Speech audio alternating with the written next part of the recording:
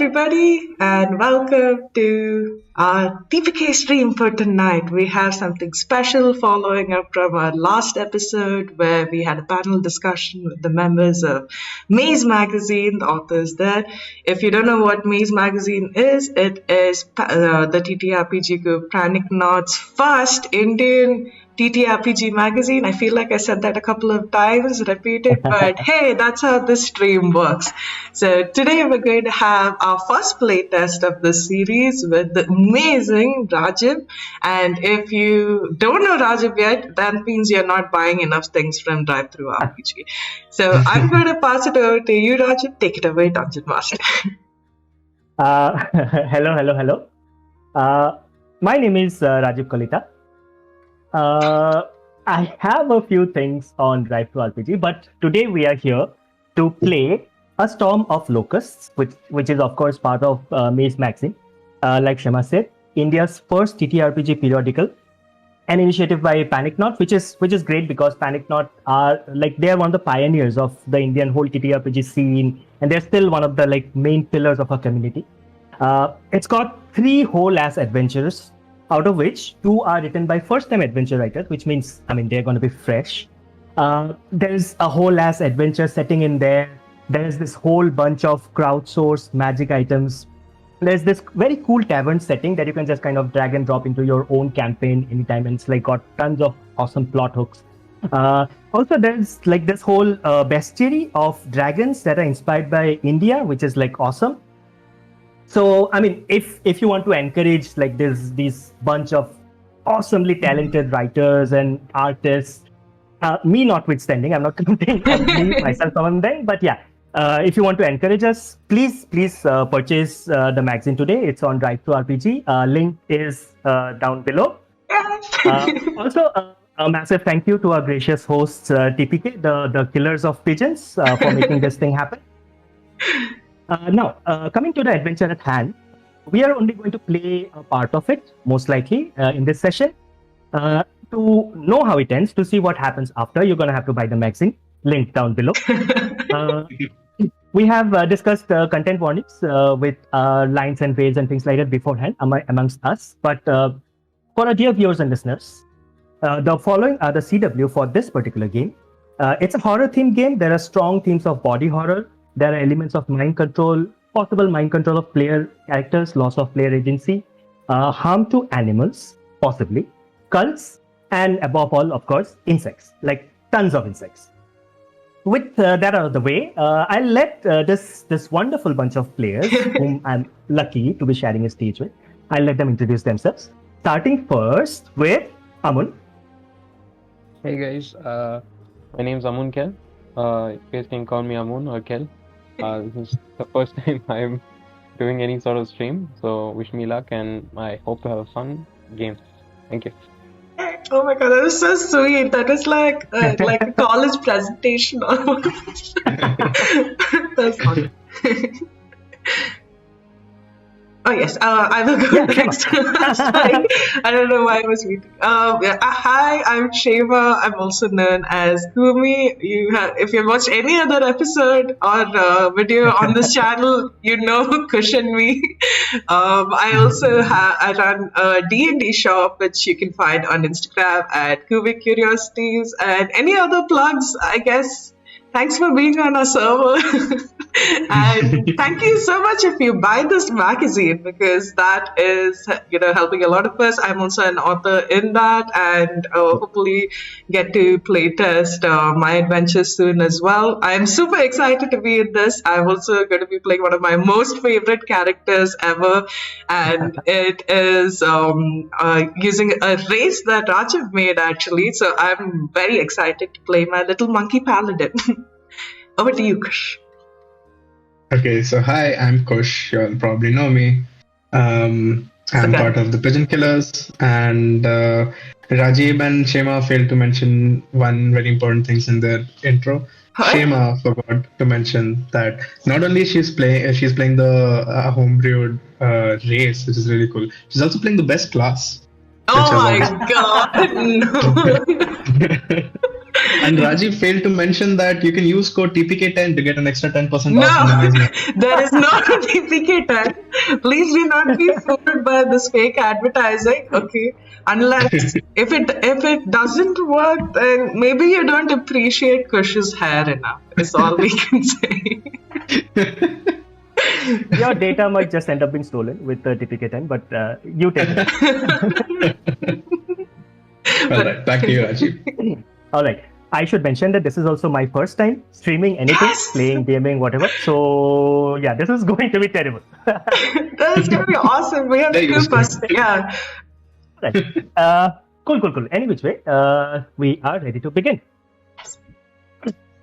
So, not many people have heard of Marwa, this obscure village in an obscure part of the nation. It is in fact full 2 days of travel from the nearest other settlement. It doesn't get too many visitors.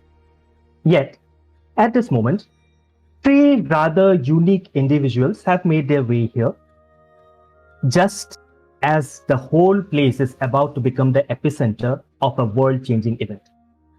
Not that they are aware. So, we have your 3 characters on the way to Marwa. You are almost arriving there. Would you like to describe your characters? And also, tell me what brings you here? What brings you to Marwa? We'll start once again with Amun. Okay. So my character is an aged sculptor called Nahat, and so he spent most of his youth mastering the various arts that he'd been needing in craftsmanship, like smithing, using tools for tiny tinkering purposes, or alchemy, or stonework. And he was actually very good with what he did, that was make tiny statues. But as time went on, he needed inspiration, and he found no better way than to discard everything that he owned in life and venture into a forest for isolation. So there, where he spent like a couple of years, he found something very surprising. He found a tiny statuette which was crafted in a capacity beyond anything that he would imagine possible, which was very unique and something that he couldn't comprehend. And when he tried to tell others that, he saw something of such great value, and to say that, it's been crafted with tools and not magic, was something that no one believed, and they called him a liar. So he has done some investigation, and he has found a few clues, and those clues lead him to Marwa, and that's the reason he's going there. Awesome. Shema? So, I did not try this on before I came here, but Kush already knows what's going to happen. So, I am playing a Warner, which is a monkey class. I am playing this little paladin by the name of Kesari. And so, Of course. So Kesari is incredibly optimistic, and she is a paladin of Ulka, who is the best god in this world. Okay, there's no better god than Ulka, and he is the strongest, nicest, smartest god ever. And the space is distracting me, but I'm going to keep at it for a little bit.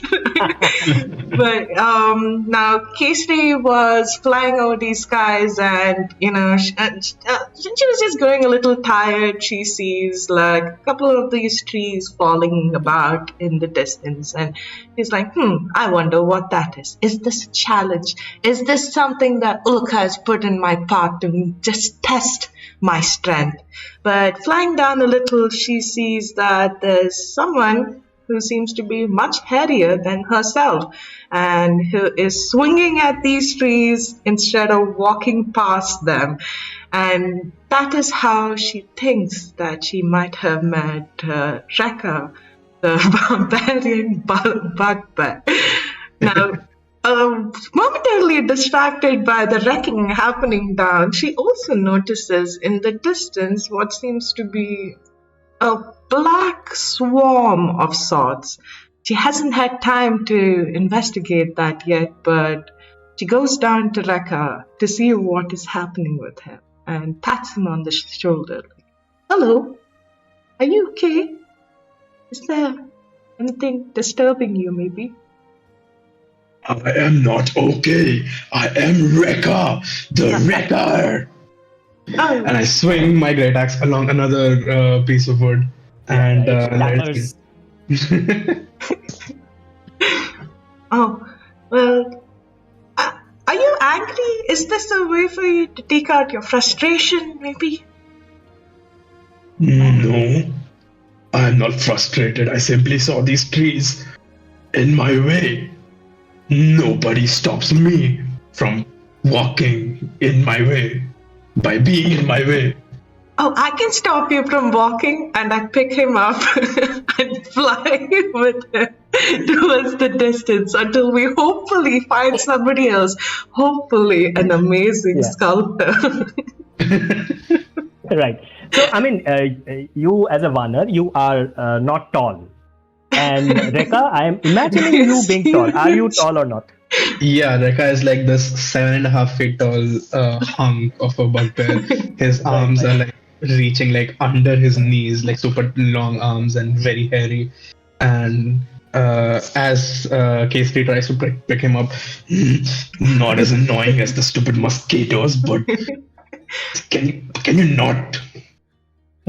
I'll show you the world. I'm gonna sing the Aladdin song. Just take him through the forest, hopefully looking for any other signs of people maybe just walking around. Yeah. So you were on your way to wherever you were going, but then that is when this cloud in the distance, this black swirling cloud, it drew your attention. That is what drew you towards this place just to investigate. In the meanwhile, Nahat was making his way to this village with a very, very specific purpose, a specific goal in mind. You touched down Kesari on the outskirts of the village. That is where you notice this another person, this older gentleman, and he stands out because you do not see anybody else. You are on the edge of the village. You see deserted streets devoid of humans or even animals. There is not even a stray dog that you see around. There's just this clutch of mud houses with thatched roofs. They are very neatly arranged around this central mud road, but all of their doors and windows are firmly shut. However, before you can even have a moment to think what exactly is going on here, suddenly the sky darkens and this loud chittering noise, it fills the air completely. At first, again, this is what you saw from the distance. As you went closer, for some reason it seemed to have dispersed, but now it has kind of assembled again. At first, it looked like a dust storm in the distance, approaching from the horizon. But then this chittering noise, it grows and grows and grows rapidly until it's like deafening. And then suddenly this whole world, there's millions of bright yellow locusts with these gray beige wings. They descend upon you. It is hard to see or hear anything in this chaos. It's like all around you, and then you start feeling pricks and bites upon your skin everywhere, and it seems like they are drawing blood. It is in fact like you can't even see beyond 10 feet. It's hard to keep your eyes open with all this insects swirling all around you. They're some of them land on you. They start to kind of draw blood. They start to draw away your blood. You feel yourself weakening by the moment. What do you do? Oh no! You were right! The mosquitoes all around! And do you think they came because of that old man over there?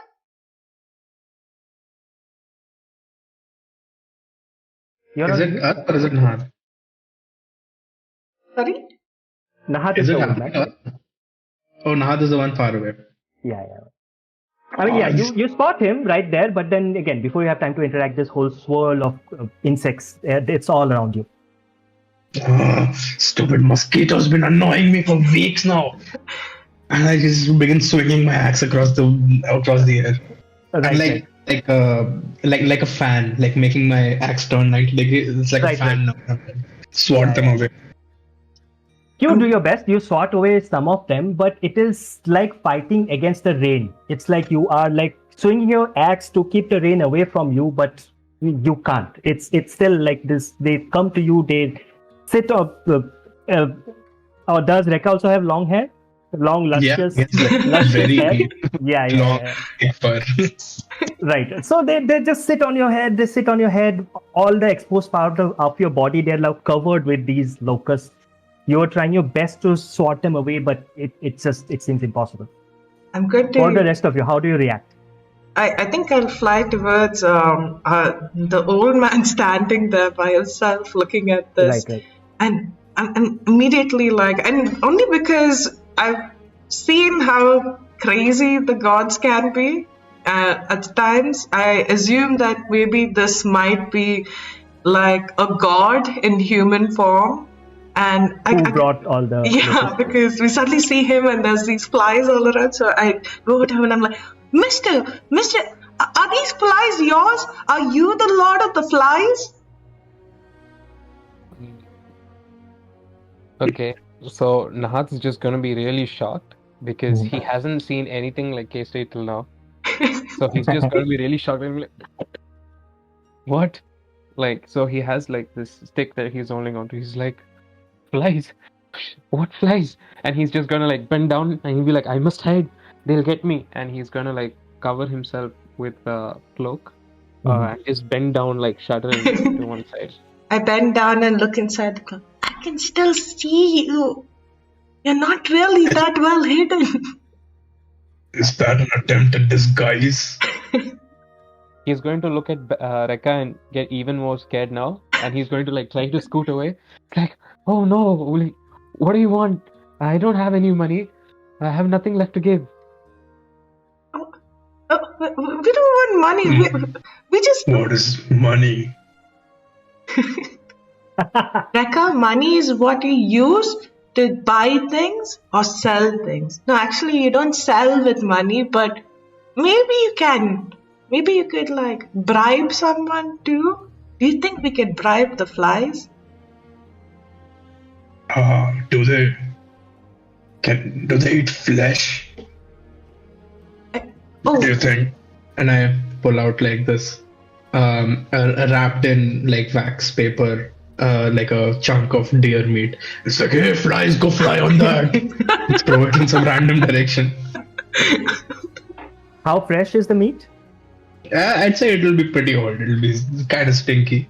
The locusts ignore the meat and like they are still after all of you. They are doing damage at this point. They are starting to actually do HP damage to you guys. oh no! Is there anything around us? Like, is this like a plain field? No. So you are kind of within the village at this point of time. There are houses around you. You saw them before this swarm came in. But you also notice that there, like windows, doors, everything is like tightly shut. The windows, like if there are curtains behind, like you cannot see through. You cannot see inside. Curtains are drawn. Everything. It's like completely shut, completely closed. I look at the old man and I'm like, oh, Mister, I know you're scared, but I think that you might be able to think of a better situation than this one over here. Again, I give Rekha this look for throwing away perfectly good meat in the distance. Okay? and I pat you on the shoulder and like, don't be afraid. We'll look after you. All you need to do is figure a way out of this. We can fight. We just can't think. And I'm going to give you guidance. Okay. Nahat, as you take a step back from all this, like you try to kind of shirk within yourself, putting a hood up and all that, you are like tensed by this whole situation. You feel something brush past your hand, like the bottom of your palm. It is warm and it felt soft. What? Okay, so Nahat is gonna like quickly move his hand away from it and try to get a better look at what it is. He's gonna try poking it with his stick if he can. You see a smear of blood where this whatever it is that touched you, but you don't see anything anymore around you. It's just something brushed past, and the visibility is short. You cannot see beyond 10 feet. So whatever it was, it is now gone. But there's a smear of blood. Okay. Nahat is going to be really scared now, and he's going to start panicking. And before he can comprehend what the others have said, he's just going to look at the closest door and point towards it. Okay. Yeah. Okay. Do you think we should hide in? Yeah. He's going to nod his head like ferociously. Okay, I'm going to rush forward to open the door so that the other two can just run in and I can just slam it behind me. You rush forward towards the door, Kesari, and with your prodigious strength, you hope to kind of just slam through it and enter to take shelter inside. As you rush towards the door, again, like as you are moving, your visibility is like clearing basically. You see something that you had not noticed before. You see on the ground, there's a body. At first, I mean, on first sight, it's like you can't say whether it's alive or dead, but then you realize that it is a corpse. It is a dead body of a human that is wrapped around the body, like it's kind of holding the body of a calf, which is also dead, as if like shielding the calf. But then you see that both the corpses are like pale, almost like a husk, completely drained of blood. Oh no. I think these feel like vampire flies. They are mosquitoes, Rekka. They're sucking the blood out of you completely. Oh, yeah, I said it. What do you do when they're mosquitoes? I usually I don't know what to do. Usually they don't get past all this fur. Smaller mosquitoes don't, but these are gigantosaurus. Okay. Do you think I should bring those bodies in? I don't really like the fact that they're just lying out here. Is the door open? The door is shut. Are you trying to bust the door open? If we break it, then all the flies will get in also. Is there a window we can jump through? I mean, there is a window. It is this like you went to the closest house, basically the closest hut that you could see. It is not a very strong pakka structure. It is like a mud house. There is a door that is shut from inside. There is a window which has like these bamboo slits that cover it, and there is like a curtain which is kind of there is no window or window pane. It appears like it's just a hole in the mud wall of the house, and there is like kind of bamboo rods, slit, whatever. And there's a like a thick curtain that is behind it, so that's all you can see. So you cannot look through it. Got it. I'm going to knock on the door. Help! Help! We have an old man here who might die if you leave us out. You rush to the door, you knock on the door, you kind of bang on the door, I would say, because you are panicked, I suppose. So for a moment there is no response, but you roll me perception. Perception. It isn't too bad. Okay. I rolled a 2. Help us, all right. please. So, I mean, basically, there is no response. Nobody. There is no response from inside. There's nobody. You hear no sound, nothing. Yeah, I mean, there is this sound of locusts all around. It's like chittering. There's this constant noise. So, I mean, it would be very, very difficult to hear anything from inside any which way. But yeah, at this moment, you hear nothing. You bang, no response.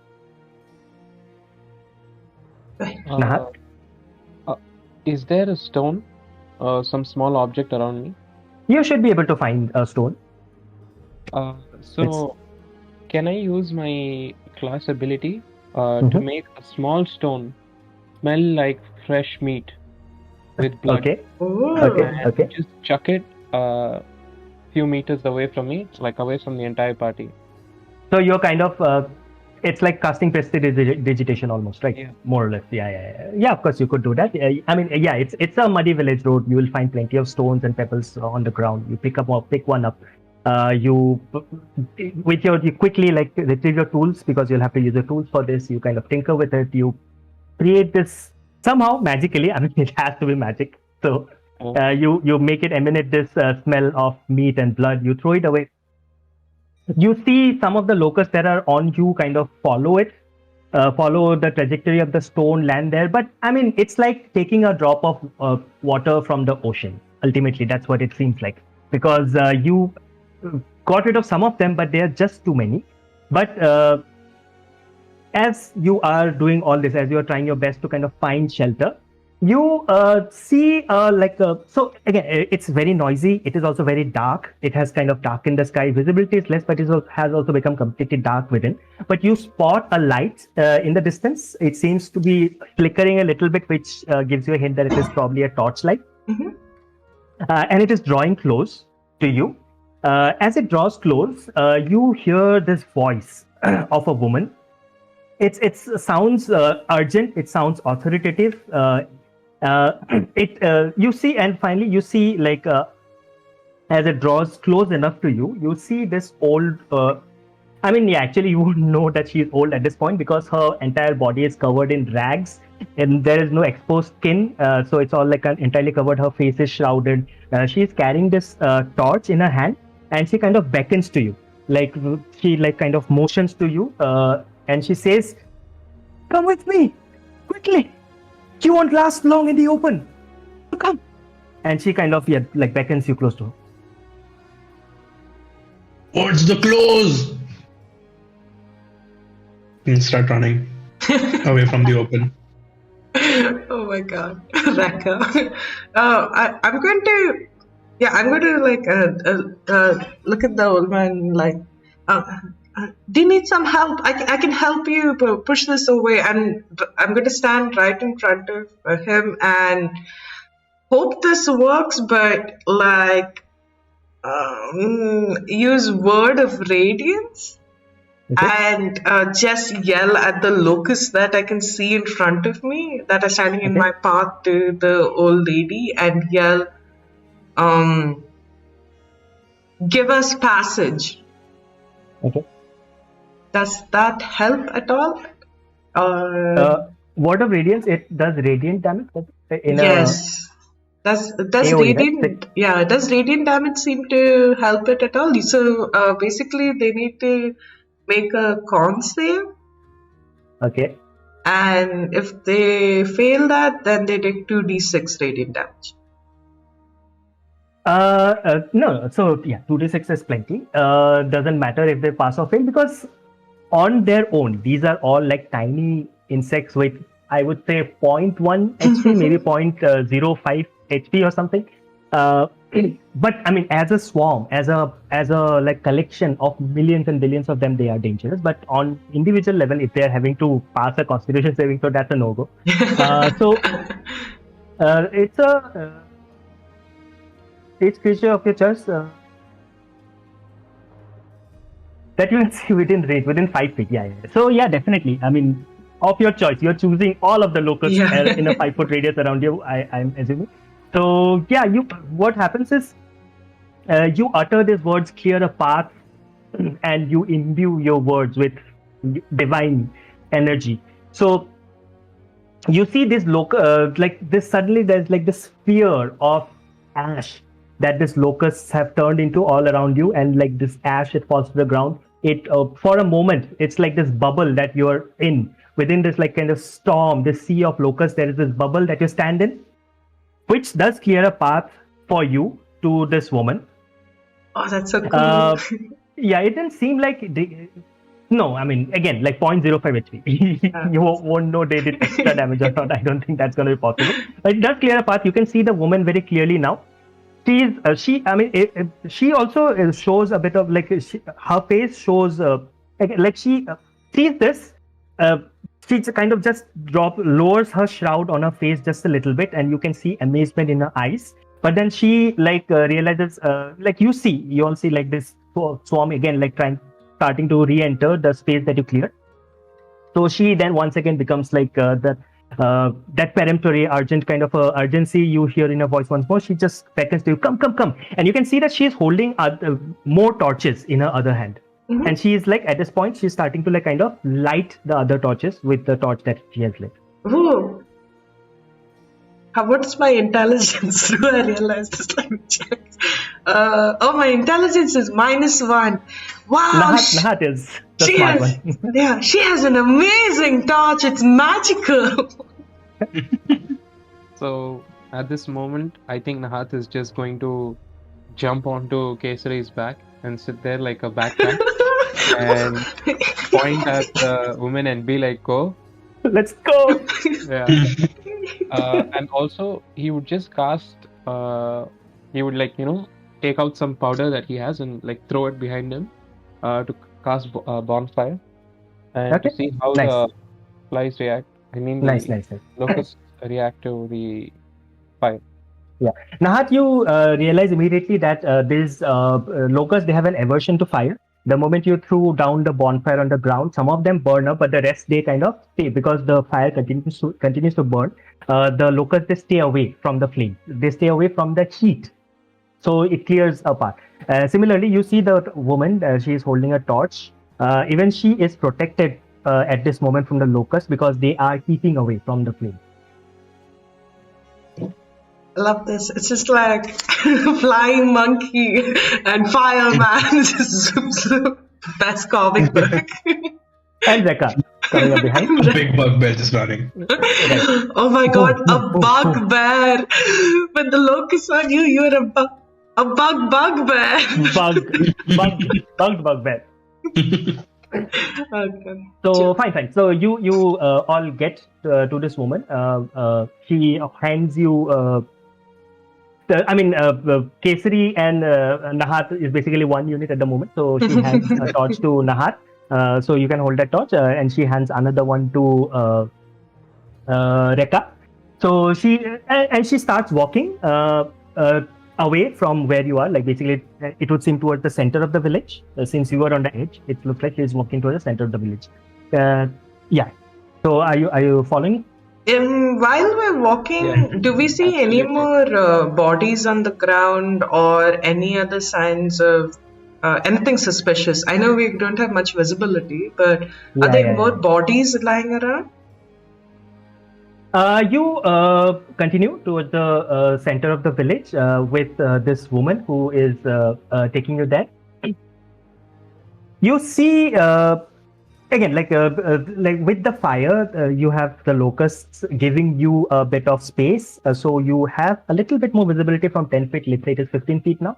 So you see a few more carcasses, but only animals so far. You see like the edge of something. So it is in the distance.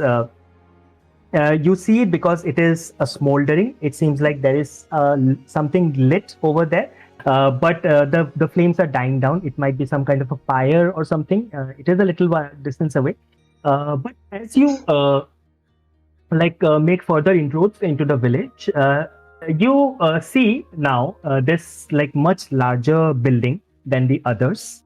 It is like this kind of almost like a row house. This is very this long kind of a building. It is also like mud walls, thatched roof, but taller roof than the other houses that you have seen. And there is like some open space in front of this house. It almost seems to. I mean, it would be a town square, most probably.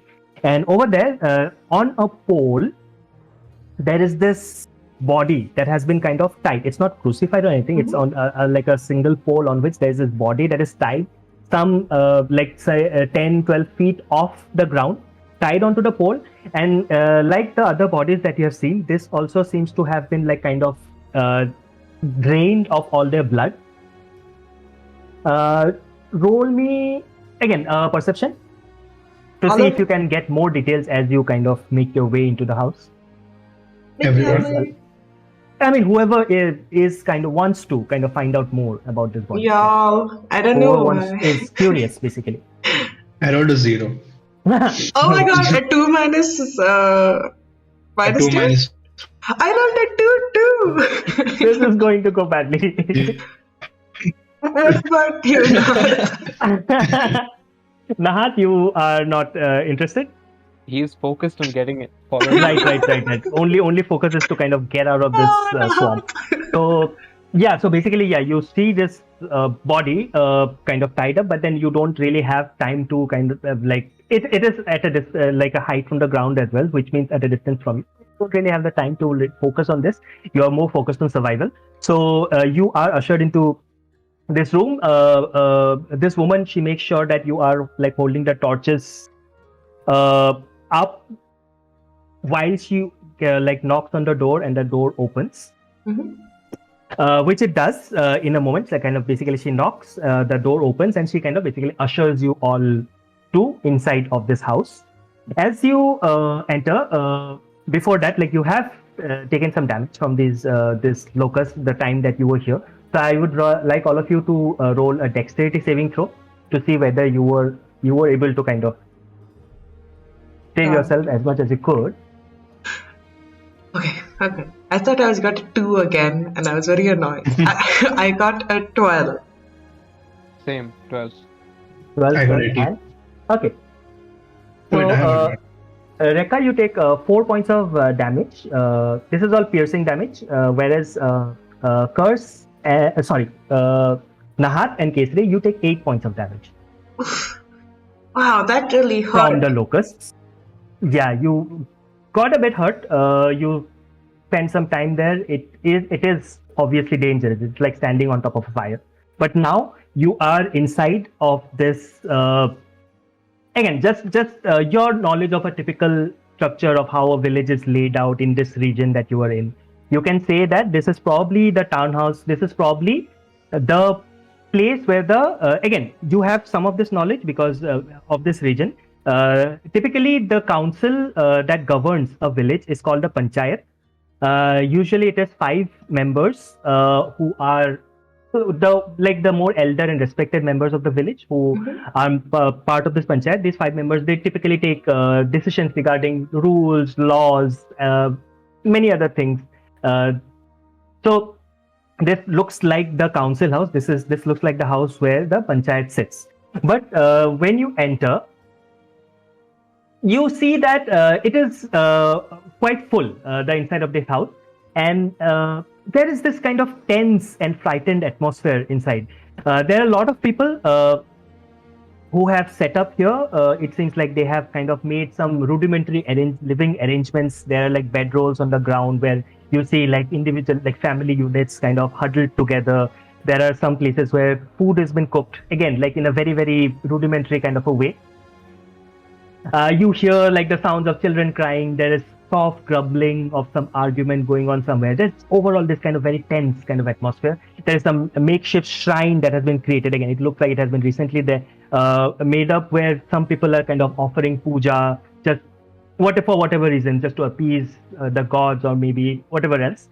So all of this is going on inside. There is this like the deafening noise from outside. It once the door closes, it reduces, but it is replaced by this kind of hum, this buzz that is going on inside. In the middle of this room, there are these 5 chairs that are kind of arranged in a rough semicircle where there are 3 people sitting in those chairs already, and there is one on the end that is empty and the one on the center that is empty. The woman who brought you here, she kind of takes off the shroud over her face. She takes off some of the rags that were covering her arms as she kind of walks to the center of the room and takes her a seat in the central chair, and kind of ushers you towards her. She says, we were not expecting visitors. As you can see, we are in a bit of trouble, our village. My name is Bhauri. What brings you here today of all days? I Hi, I'm Kesri, and maybe you prayed to overcome because I had a sense that I came here with a purpose. So your prayers have been answered. She stands very Oh, proudly. we have been praying. We have been praying for sure. We have been praying so that our children might survive. And if the gods have sent you, and I am grateful to the gods because I do not know how we are going to survive. I do not know how we're going to get out of this predicament. If you have come to save us, if you have come to help us, then you are most welcome. Don't you worry. Looking at these people sitting in a row in this table, the guy's gonna take out his axe, be like, "Are you a cult?" You hear this another person who is like sitting right next to Bhauri, basically this lanky and slouch half elf, very wiry. He says, he looks to you and he says, please keep the weapon away. We are no danger to anybody. We can't even protect ourselves. But Please, you didn't say you're not a cult. No, not at all. Why would you think that? At this, there is another one towards this other end of it, who is like this very well-built dwarf, who is sitting on the again like on a like a slightly taller chair than the other. He says, "There is a cult here. If are you looking for a cult? Because I'm sure those guys are cultists. I've seen them around." Oh yeah, so you're not the cult, right? Okay, cool. Put my axe back. It's No, like, no. yeah, this weird. So I was trapped under a shit ton of water. There's just water everywhere, and somehow I could breathe, and my fur was not getting wet. It was the best kind of water, and I was trapped there for what seems like forever. And suddenly, this wizard guy comes up and he picks up a stone and he starts to leave, and I go near him because I don't want to be near water, even though this is not wet water. It is still water, and I don't like water. And he Are teleports. you And just then, describing what just happened outside? no, this happened way before, a couple of days ago. I see. And that guy came here and he said something about this being an accident. He didn't want to save me, but what I think he meant was I am somehow chosen to be here. And he was talking about some cults, so I believe cults are bad, probably, and I should finish cults because I am here for a purpose, which is probably cult related. I love that you said wet water. That is just good. So after he says this, Nahat is just going to stick his fingers inside his ears and clean them out. And he's going to do this like pop. And then he's going to do something like that. And just come and look at the bugbear he sees in front of him strangely. Like, what? Like, what even was that? So you might be a little slow. Let me re-explain the whole thing from the No. beginning. I think we got it. But what? How did this happen here? And you? I'm so sorry. I didn't catch your name, old man. I'm Kesri, and this is Becca, who I just met a few minutes before. Rekka the Wrecker. You will call me with my full name. Rekka the Wrecker. Rekka the Wrecker. Yes. So Nahat is going to turn to Kesari and bow down and be like, thank you, young one. In these times, it's you can never be too safe. You never know who masquerades with the face of kindness. Sorry that I was scared of you, but thank you for helping me out of there. My name is Nahat. I'm a sculptor of sorts. Ooh. I'm actually here looking for something. I was not hoping to run into these damn mosquitoes. But I guess both you and your friend here, Mr. Rekka. The Wrecker. The Rekka, yes, very strong name. Yes, very, very powerful. He's going to just look at all the muscles Rekka has and nod. Harry muscle. Yeah, be like, maybe you can help me. And he's going to look at the villagers here and be like, I don't mean to be rude and understand that you have some problems, yes. But I'm here looking for something specific, an old site, a place which has memoirs of a bygone era, a ruin of sorts. You have any knowledge of something around this village of Marwa?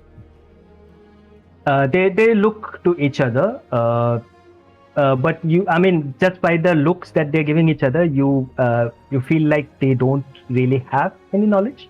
Finally, like kind of the woman Bhauri, she turns to you.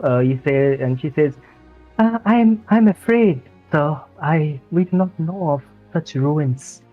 We this village, we are isolated. There's this forest on one side and the mountains on the other. We have been living a peaceful life. We have made a life for ourselves here, and now these locusts, they came out of nowhere, and I feel we are hard pressed for survival here. So you can imagine we have greater priorities than looking for ruins. Please, sir, please, all of you, can you help us, please? Get us out of this. How long has this been happening? And do you have any idea how we can help you? We did see that you took that magical torch outside, the torch that you gave us as well. Is this magic fire? Oh no! It is not magical. It is just fire. These creatures, they're afraid of fire. It seems they stay awake. But how long can you survive like that? How long will a torch burn? We have limited supplies of everything here. We are only using as much as we need to survive. These creatures, they came 10 days ago. They just came out of nowhere. So far we have lost at least three of us. At least three of our villagers have died. They had families who are suffering now, and there may be more. There are more that are missing. But well, as long as we have not found their bodies, there is still hope, right? And then there are countless animals. There are at least 50 or so animals that have perished, and these were like family members to us, and they are now gone. This locust, they drain the blood. I suppose you have seen that, and they just leave these dry, empty husks. It has become impossible for us to leave our houses. Those of us who can, they are just coddled. They are huddled inside the houses. Those who did not have houses, they are huddled here. The fields, they are ripe for harvest. You must have seen on your way here. But we cannot go out. We cannot get the fruits of our labor. And if the crops, they die in the fields, we will not survive another year. So please, you do look like, I pardon my, if I'm assuming things, but you look like adventurers. You look like people who do things for a suitable price. I suppose we can arrange for a suitable reward. I do not know how much we can collect amongst ourselves, but I'm sure you will be aptly compensated. Please just help us with this. You don't need to worry about money. I do this in favor of Ulka's goodwill. And I'm sure if you pray for him, he will send more help too. But this sounds really dangerous. Are you sure you were not cursed by any chance? Has this been happening to other villagers as well? I do not know. We have not had any contact from outside this village ever since this began. And well, it could very well be a curse. Otherwise, I mean, this is not natural. This is not supposed to happen. Locusts, they do come. It's not every year, but every 3 or 4 years, there is a swarm of locusts that comes, that just goes like a wave. It wipes out crops. It eats its fill, and then it just goes away. But nothing like this has ever happened. They have never been thirsty for human blood. These locusts, they're just living the crops alone, and they are just roaming the ground. They're looking for any living creature that they can find to drain off their blood. I do not know why this is happening. It might be a curse. Nahat, you seem well within your years. Have you ever come across something like this before? You heard any stories? The dwarf who had spoken briefly earlier, he like kind of scoffs a little bit. Old for a human, perhaps. I have been alive for over 150 years, but no, I have not seen something like this happen. Though there is one that has lived far longer than me. There is this hermit that lives in the forest nearby. He goes by the name of Srijan. His hut is a couple of miles south of this village. He is said to be over 300 years old. Ooh. If something like this happened in that time span, he should know. He does not interact with anyone. He lives on his own. He keeps away, and we leave him be. But well, you are a Varner, right? Yes. He says, pointing at Casey. Yes, I am. A proud Well, one. this Srijan, he is. I do not know if you are aware of this particular species of people, but they're called rickshaws. They, for lack of a better term, I suppose, they are bear folk. They are related to bears somehow, and it seems, from my knowledge, historically, the rickshaw and Varners, you have had good relations. So perhaps he will speak to you. Ooh. And being completely racist, Kesri is going to look at Raka. Are you related? No, we're just called bugbears. We're related to goblins for some reason. I don't know why they call us bugbears. Okay. But is Srijan a nice person? If we give him your name, would he give us some information?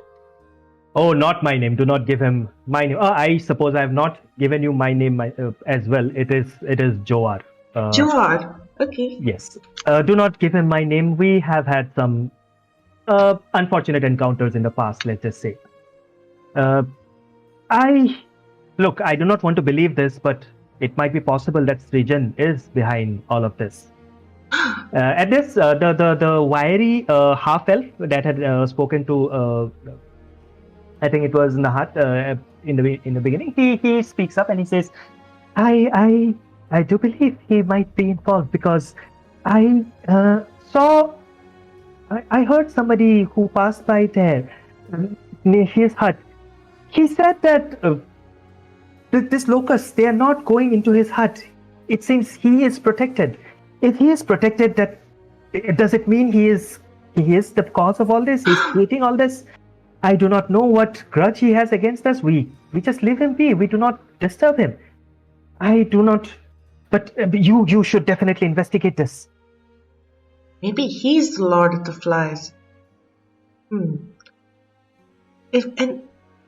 this cult as well, and for a second, I look over to Nahat because the way that he's been covering his face is very cult-like behavior. How do we identify a cultist if we come across them? Well, yeah, that is actually a great question. Is this Srijan guy, is he like a very charismatic person? I wouldn't say that. He lives in his little forest hut. He never comes out. He never shows his face. And, well, he's been alive for 300 years. That ought to suck, right? He's probably not part of the cult then. Right, I think I should tell you about this cult. This group of people just showed up some time back. They're these very weird fellows. They have their hair, it's all shaven, they're all bald. They have these odd markings on their hands. I suppose they're tattoos. They cover themselves with ash. That sounds like cult behavior. I am quite sure of it. They showed up. They set up camp outside the village. They have not ventured into the village. Well, I suppose two of them came in once to get supplies, but they were very suspicious, these fellows. In fact, I did catch one of them skulking about the other day, and well, let's just say he was punished appropriately. At this, Bhauri, again, who seems to be like, given that she is sitting in the largest chair in the center of this five and all, it seems like probably she is the leader of this little group, this panchayat. So she like has this like kind of like she scrunches up her face a little bit, and she says, she looks at Joar and says, stringing someone up on a pole just for the crime of skulking about, so that they might be eaten, they might be like drained by the locusts. I do not think that is appropriate punishment, Joar, for a crime of just what, loitering. So Joar like gets ready to defend himself. He like kind of pops his chest up and he says, I will do whatever I need to defend this village. So you kind of small argument starts breaking out between those two as you kind of stand there. I whisper to However, in fact, Nahat, the description that you just got about these cultists having their hair shaven and these tattoos on their like arms, like all over their body, and this ash smeared faces and things like that, it does like ring a bell for you. You have been to a few ancient sites in the recent past, and you have had some run-ins with these fellows. If not directly, you have had perhaps some close shaves where you just managed to escape their attention, but you have seen these fellows around the same places that you have been going to looking for these relics. And you might have made some like kind of research, some kind of study of them. So why don't you give me either a religion or a history check, so to see if you have found out more information about them.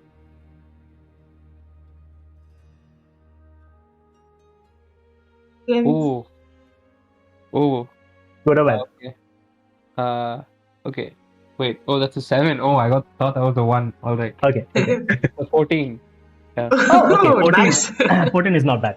So you like, it was of course curious to see these cultists in this, and again, you clocked them as cultists the moment you saw them.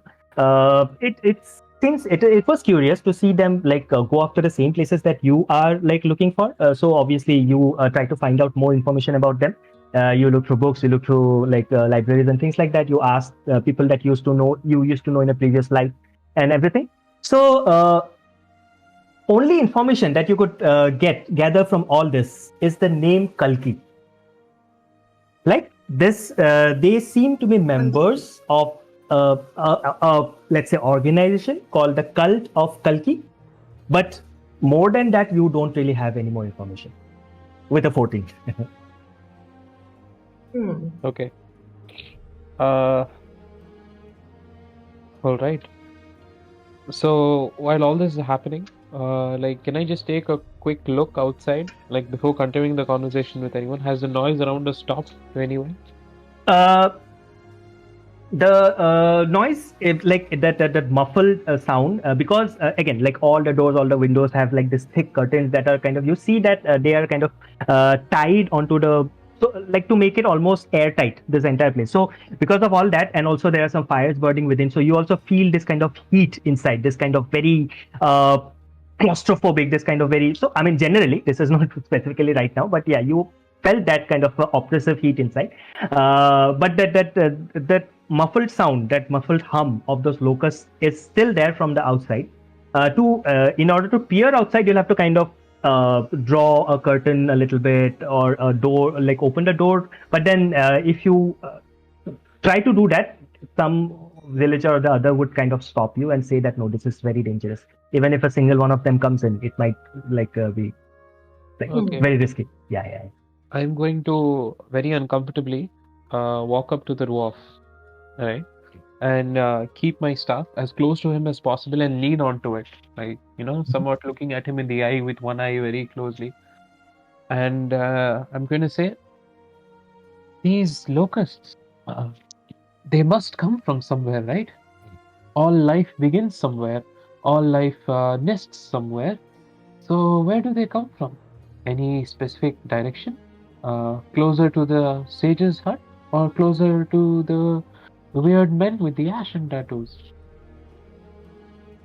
I I think our friend Imli here, he might have some relevant information regarding that, and he points to another one of. So there were total 4 people here. So you have heard from 3 of them already: the half elf, Auri, and Joar. So he points to the last person that was there, who is this lean human with long hair. Seems to be in their 30s. They look very tired with this so that perhaps that's why they haven't spoken yet. But the dwarf points to this person, says their name is Imli. So Imli kind of like becomes alert to the situation suddenly, and they say, I do not know where they come from, but there is a time during the day where they disappear, actually. In fact, we that's the only time that we can go out and gather necessary supplies. It is at 12 noon every day. And this is when you notice he kind of points towards it, but then you notice that there are these kind of series of candles, but then behind him 12 candles, but 11 of them have burned down. That's the flames are glowing from just the very base of it. And the last one, the 12th one, it is also burnt quite just a little bit is left. And he looks there, returns, looks back at you, and he says, it is difficult to tell the time while we're inside, but it is going to be 12 noon soon. That is when they disappear. My husband, Bridge, he thought that if he followed the swarm during that time, he might be able to find out where they went and try to figure out how to stop them. 2 days ago, he left following the swarm at 12 noon. None of us were brave enough to do it. He was the only one who went that extra distance for this village, but he has not returned yet. It's been 2 days. I don't know. I'm sorry. I do not know what has happened to my bridge. Can you? If it is going to be noon soon, if you follow the locusts, you might be able to find him. Please. Yes. What does your bridge look like? He is a human like me, and he's just a little bit taller. His skin is darker. He has this. I mean, when he left 2 days ago, he just had this small stubble, but I suppose in 2 days it might have grown just a little bit. He wears this pony. I don't know how his hair looks like right now. And he has this on his chin. There's this mole, this tiny small mole, with just one single hair coming out of it. I keep asking him to cut that hair. No, I'm sorry. I don't know where I'm going with this. So cute. You should be able to find him. He, like I said, he's just a bit taller than me. Short beard, and I just hope he's still out there. If not, if you can at least bring me news of what happened to him, even if I know that he is gone, I can stop worrying. So please. Does anybody here seem to be acting oddly, or like they might be lying in any way? Roll inside, of course. Okay. I'm just going to whisper like Uluka's name in my head and give myself guidance. Yeah. That is a 14 plus a d4. Awesome. So that is a 14 plus 3, 17. 17? No, it doesn't appear that the 5 people who are seated in front of you, it doesn't seem like either of them are lying. Joar seems to be putting up front, the dwarf. He is trying to act tough. In fact, he has this little, not little, but like a dwarf size, a cowboy hat on. He's like a 4 foot tall Clint Eastwood. Mm-hmm. So he's putting up that he's the narrowed eyes and everything. He's giving you that look and all that. So you can see through it. You know that he is as scared as everyone else, but he's kind of trying to put up this front and all that. He'll like protect the village and everything. There is again, they look scared. They're acting scared. Howdy, she is trying desperately to keep everything together. It seems like they are all earnest in their attempt to like save the village any which way they can. I walk over to Joar and and I reach out to hold his hand. Would he give it to me? He like you reach out like this. He does not understand at first. He like from his pocket he takes out one copper piece and keeps on your hand. Again, very like incredulously. He's not sure what to do. As soon as he keeps the coin, I hold his hand, I clutch it, and I say, Okay. it's okay. If you're afraid, you can tell me. Don't worry. Don't hold it in. No, not me. Joar is never afraid. What are you talking about? I'm holding his hand, and I cast Zone of Truth. Oh my god. It's okay, Joar. Sometimes don't let fear fester inside you. We all feel the same. All right, fine. I'm scared, all right? That's what you wanted to hear. That's what all of you wanted to hear. I am scared as just the rest of you pathetic lot. I give him a hug. Fine. It's okay, Joar. It's okay. Dad. Fine. All right. Thank you for this. I suppose I needed to say it. Yes, I'm scared. Yes, I was in charge of the security of this village. I was the head of the village guards, but I couldn't do anything. How can you fight this? How can you fight? This looks like you might be right. It's a curse, and I have no idea what we did wrong for us to suffer through this. I just want to get to the other side of this. We will help you. All three of us. Nahat as well. Look at him, because I know Rekha the wrecker is up for wrecking anything. And we will find your husband. Don't worry about it. I point to the other one. Thank you. Imli says, Maori looks to you. She clears her throat and she says, right. So, following, if you want to follow the swarm, you do not have it. We are very close to noon. So, that is when you might want to go after them. I do not know where that's going to lead, but the swarm, it does come back in 2 hours time. So around 2 o'clock they're back and back to doing whatever they're trying to do here. This cult, look, I do not share Joar's misgivings. I know these people, they are a little bit odd, but I do not believe they're doing any of this. We have to treat everyone with an open mind. This cannot be the doing of some people. It looks like something much larger. Anyway, you are definitely welcome to investigate if you like. They are about a few, I think 3 miles north of the village. That is where the camp is. That is what I last heard. But I think Pigeon might be the most valuable lead we have here. Look, this village is not old. We have settled here for less than 300 years. There was just forest here before. We came here over generations. We have built a life for ourselves here. Srijan was here before this village even existed. If anybody would know something about this, it's going to be him.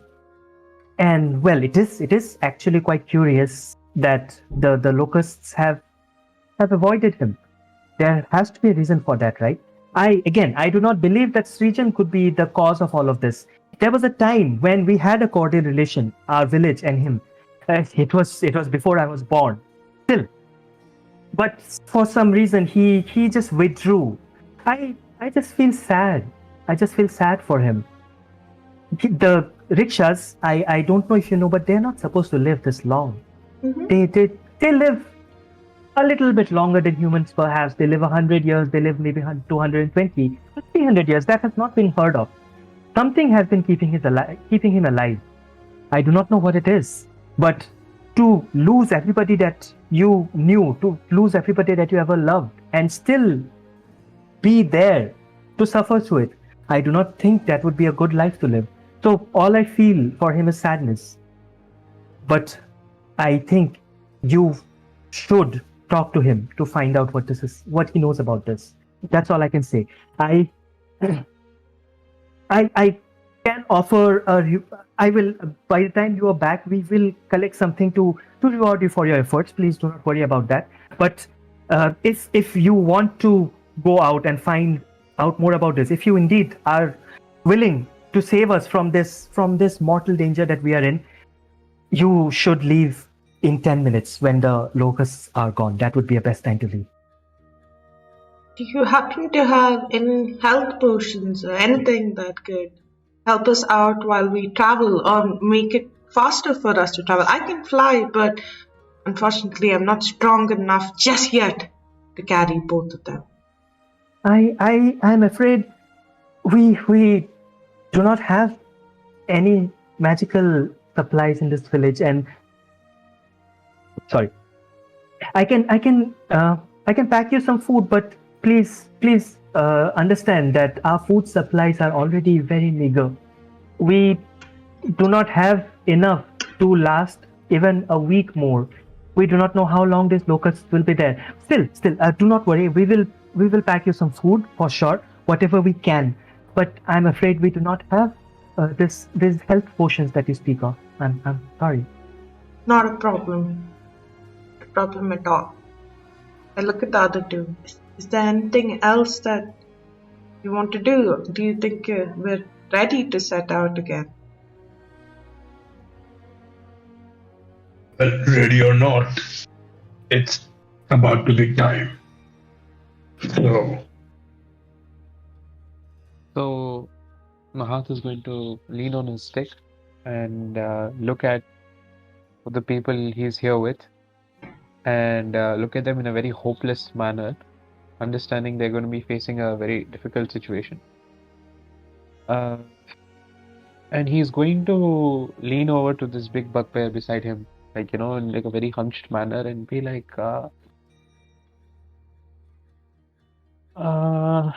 if I told you that there is a cult here, what would you do?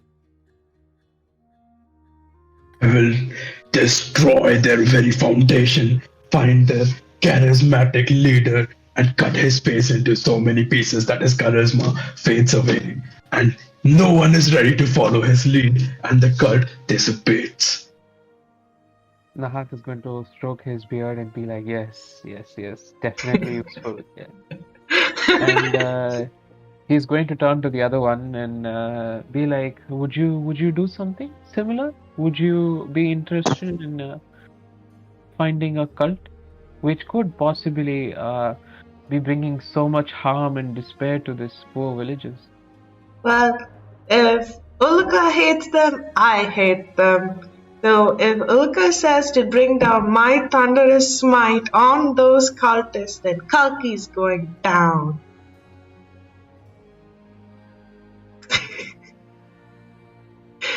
Cultists of Kalki, you say? Oh, What's this about cultists of Kalki? Oh, we did not mention it. I thought it No, was... it's fine. I mean, Kesari, you roll me a religion check to see if you know. Again, it might have triggered, if you have the knowledge, it might have Let triggered us something in see. you as well.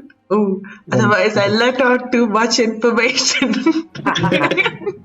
You read his mind somehow. I got a 15. That's paladin thing. I got a 15 total. Maybe I've heard of them. 15. I mean, one more than that. Aha! I know them. Right. So yeah, you have also.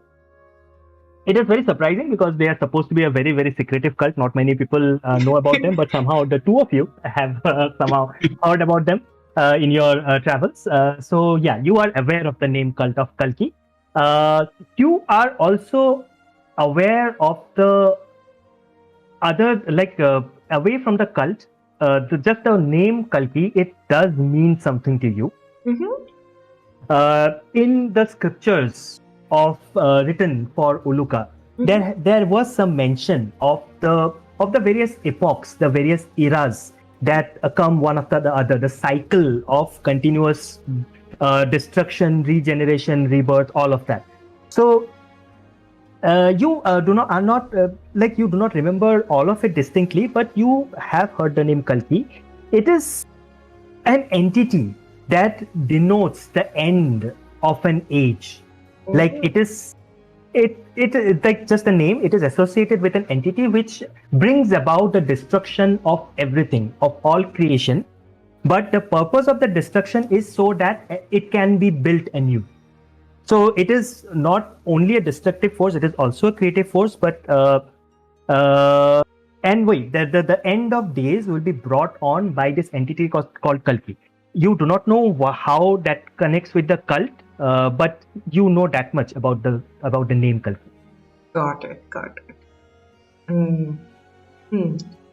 I said Ulka is all about new beginnings, and I'm just kind of whispering it in Nahat right now. And I don't know how much you know about the cult of Kalki. I don't know too much about them either, but my mother has told me stories of Kalki, and she used to tell us that if we didn't stop swinging from tree to tree and went to bed at night, Kalki would come to get us. So I don't really like Kalki, okay, because she sounds, I don't even know if it's a she or a he or whatever they are. It's scary. Nice. You had a very responsible mother. No, she made me wear this armor and I can't even take it off. Anytime I take it off, it just comes back on. It's very annoying. He said, no, it'll protect you. I'm just like, I want to look strong. Okay? Yeah, it's annoying. Like Rekka. I will look strong like Rekka. Brash man doesn't wear armor, but a smart one wears armor, because a smart one gets to live and fight again.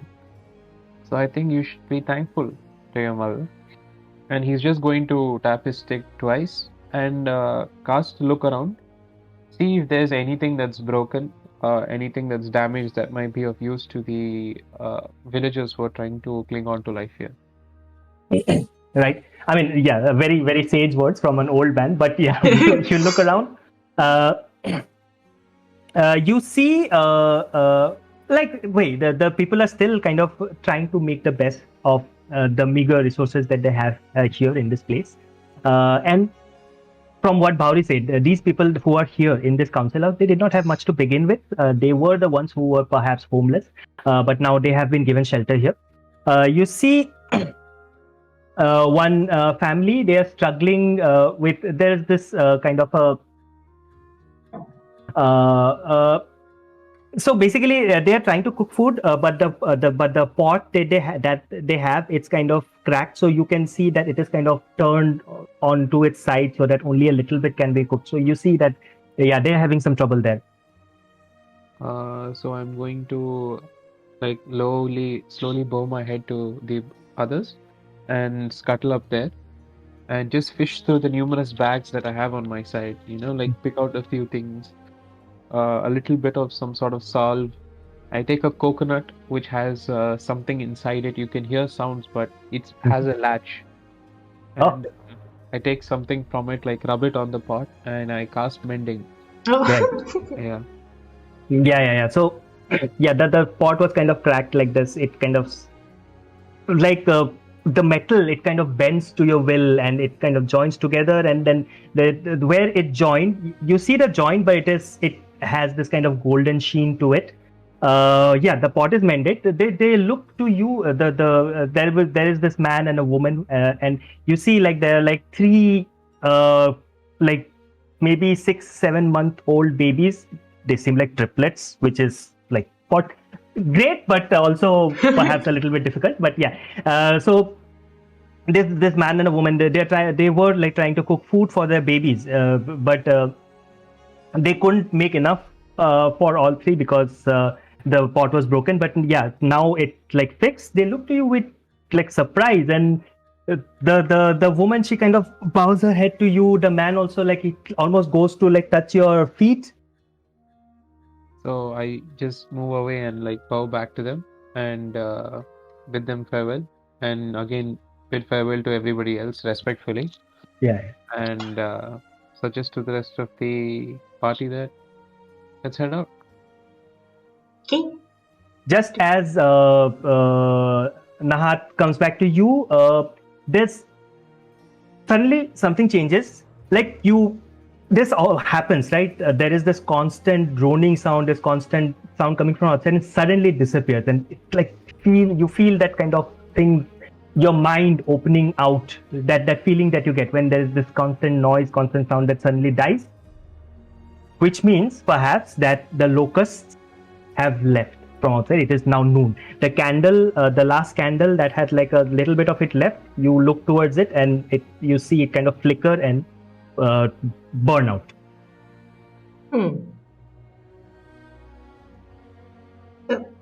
you remember which direction we have to go to meet Srijan?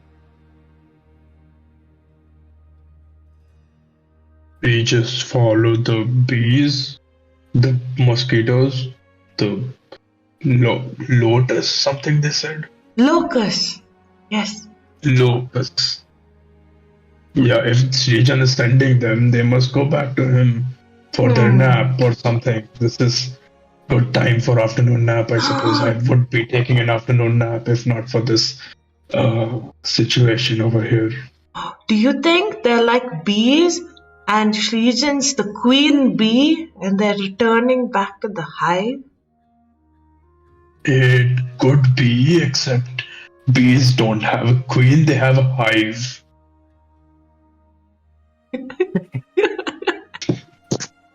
I mean, perhaps that is actually the extent of information that Rekha got out of all this. But I guess to Nahat more than anybody else, to summarize the information that was given, Srijan lives a couple of miles south of the village. So towards the south is Srijan.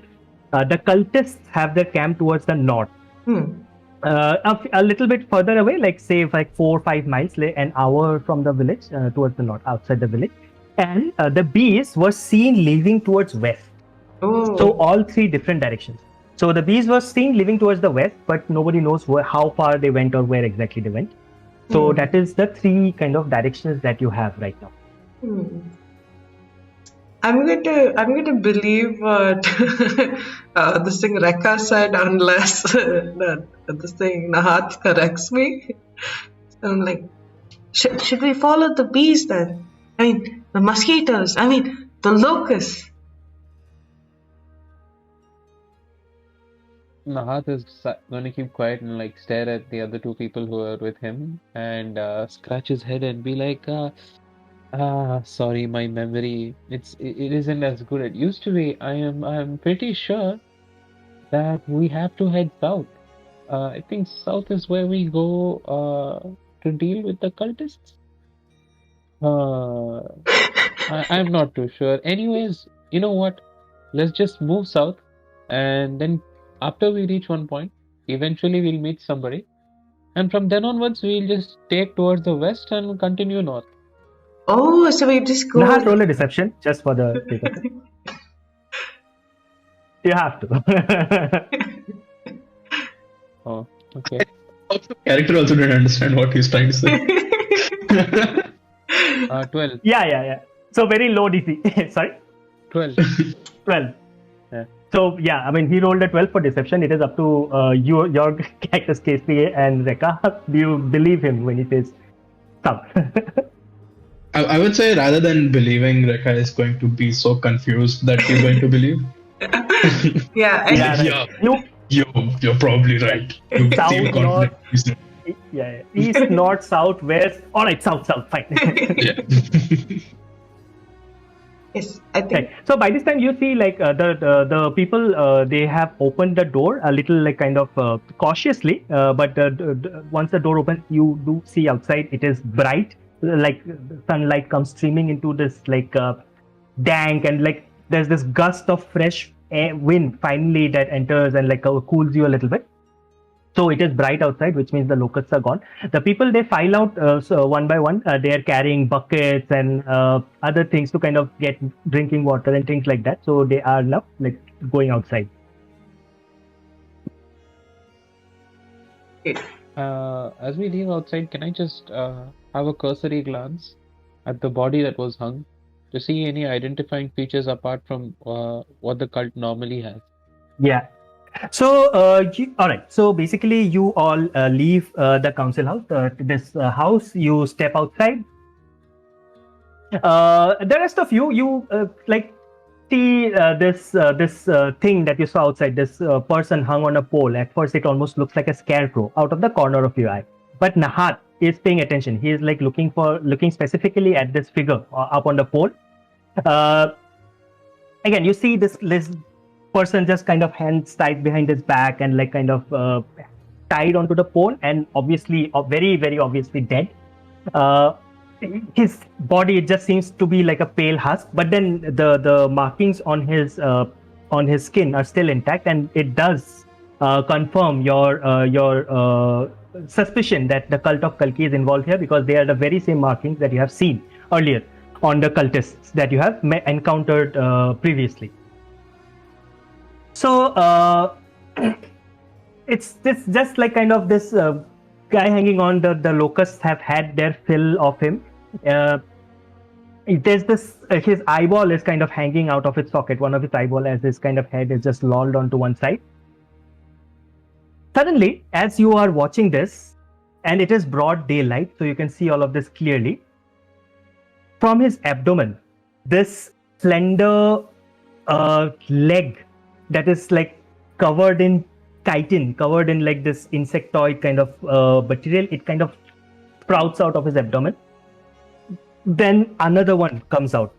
Whatever was left of his face was not in a very good condition to begin with, but then it kind of gives away. You hear this kind of crunch of bones and flesh as this pointy insectoid head kind of emerges from where his neck was. They kind of few more legs come out. They kind of like tear open, like basically literally kind of open up the body of this person like a you take off a shirt. And this creature, it kind of emerges from this human, this what used to be a human. You see that. I'll let you roll a perception check as this creature. Roll a perception check as this creature kind of jumps to the ground from up top, and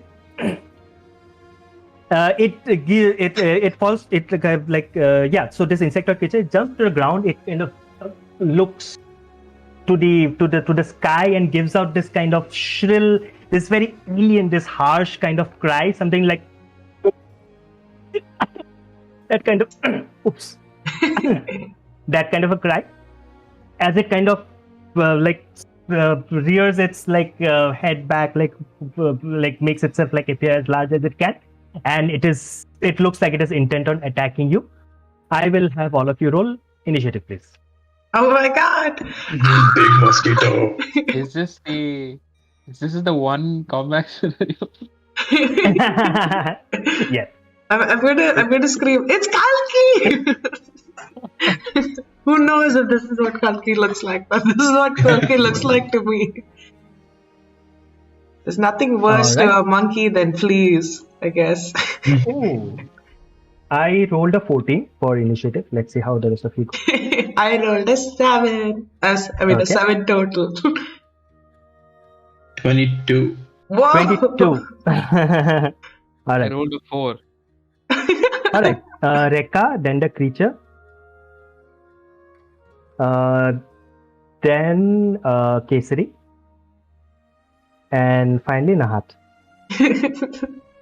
So this creature, like, it jumps down, it screeches, and that does attract the attention of all the people, all the villagers who had come out of the hut. They and you see pandemonium, like kind of there's this rush of panic that flows through them.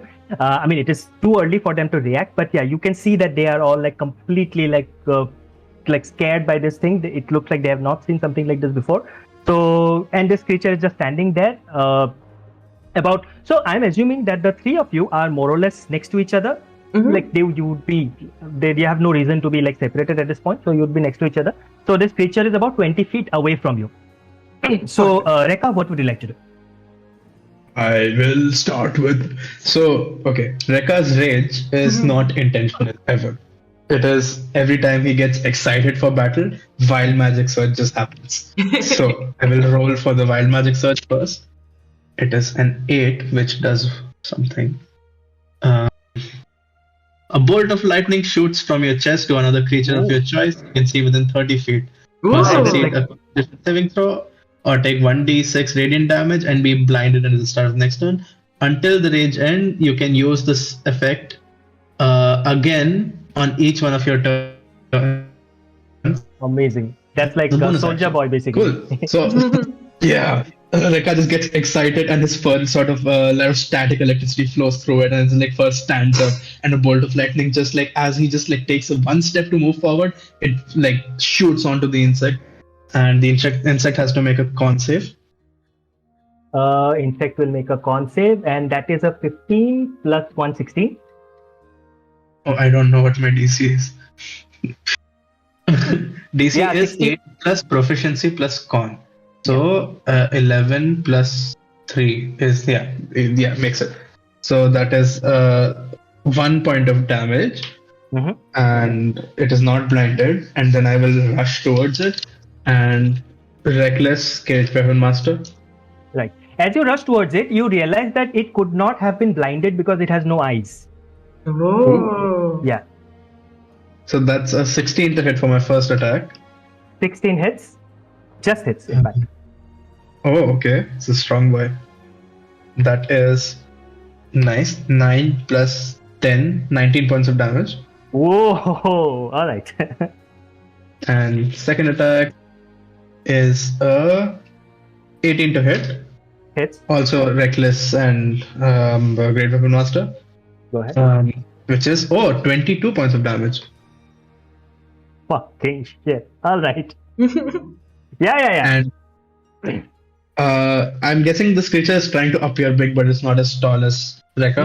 No. It's about 4.5, 5 feet tall. It's Right, kind of so- crouched. It's like got all this like limbs and segments to its body, so you can't tell its true height, but it's definitely smaller than you.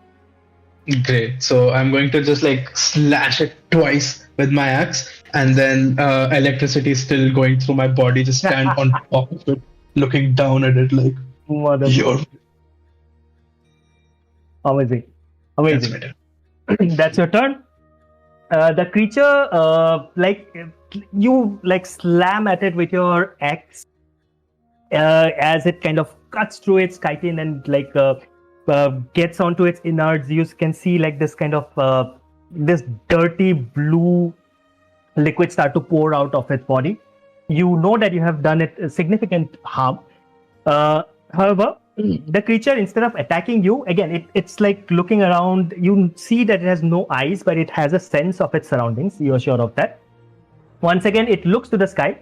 Now that you're close to it, you see, like as you actually came close to it, you saw that its tummy, where its tummy is supposed to be, like its stomach, it had this kind of undulating, kind of writhing mass within it.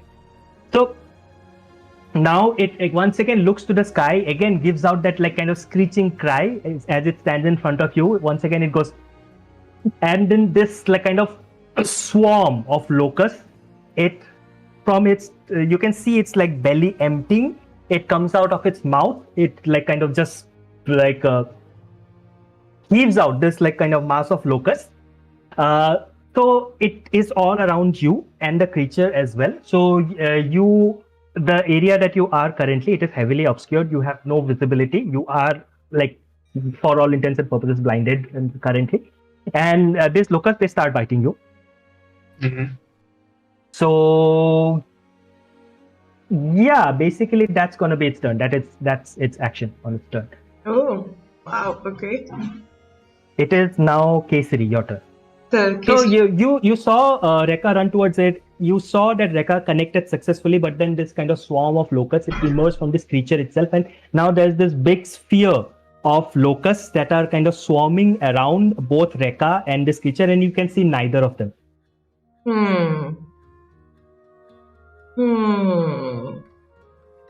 So does that mean I might get disadvantage on my attack? Yes. You might hit Rekka. Who knows? I guess to kind of help a little bit, I rush forward and I'm flying a little, so I'm going right into the swarm.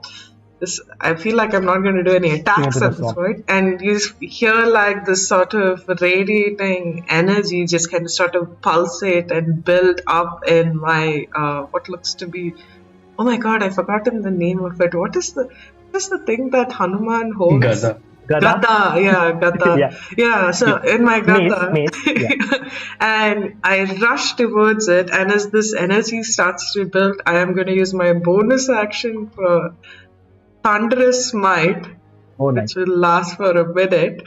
And I am going to use my action to channel Divinity Sacred Weapon. So it starts to emit like this bright light.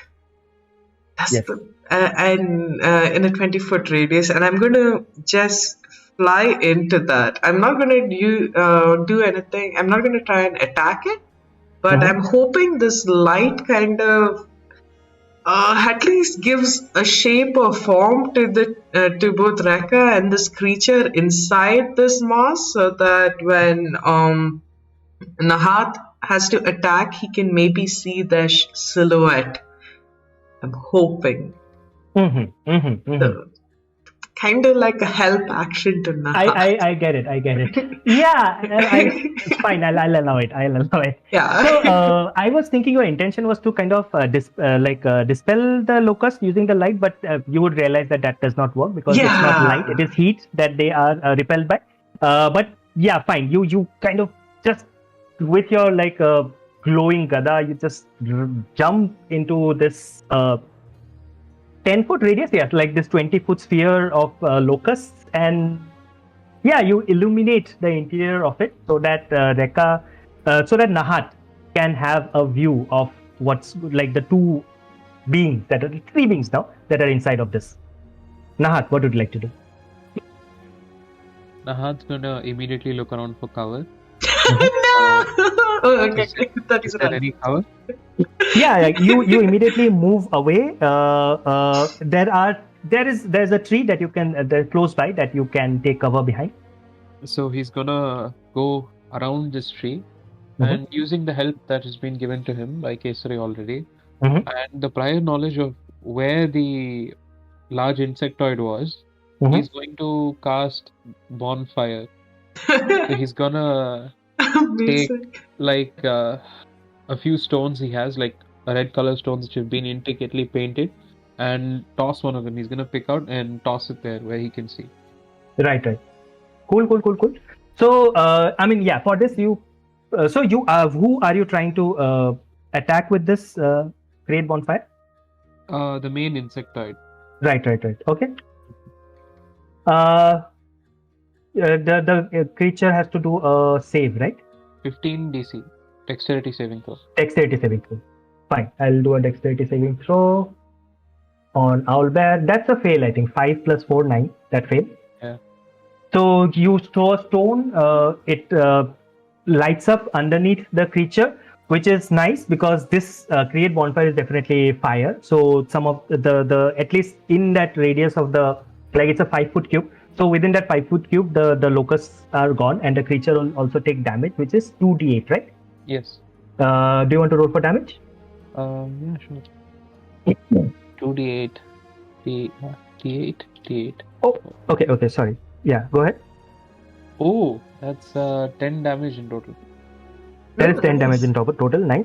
Wow. I forgot. Kesari, you ended your turn within the form of locust. Yes. So during that time, these creatures would be like biting you. You are now almost familiar with their bite, but still it is not at all not any more comfortable. So you will take That is a total 10 points of damage from the locust. Gotcha. Okay. So that's Nahat. It is Rekka's turn once again. Okay, yeah, I'm going to do the same thing. Bonus action, shoot the lightning. So this guy is like right in front of me right now. Right in front So of you. it's just gonna like just jump onto him, and on a con save, he would take either 4 or 2 points of damage. Just 1 moment. Con save is a fail, so he will take 4 points of points. damage. Yeah, Not got it. And do I? So I have disadvantage because of the No, you don't, because mainly because Nahat cleared out like a 5-foot cube of area around you, so there are no locusts there, so you can see this creature clearly. perfect. But Then the locusts are around you for sure. There are locusts around you, but you can see the Right. creature in front of yeah, reckless great weapon master. Then you. Go for it. great. It's the 21 to hit. That obviously hits. 16 is easy. And oh, amazing, 22 points of damage. Okay. Wow. One more 22. I'm rolling That's full max on damage, them. right? That's full damage. Yeah, that's the full damage. Second one is a 16 to hit Just hits. and Nice. Going good. 21 points of damage. Bloody hell. Yeah. It is doing quite badly. It is definitely bloodied. Little bit beyond bloodied at this point. Let me just add up this. 6. Yep. It is Okay. a bit more than bloodied at this point. That's your turn. That is all of it. That's all I can do.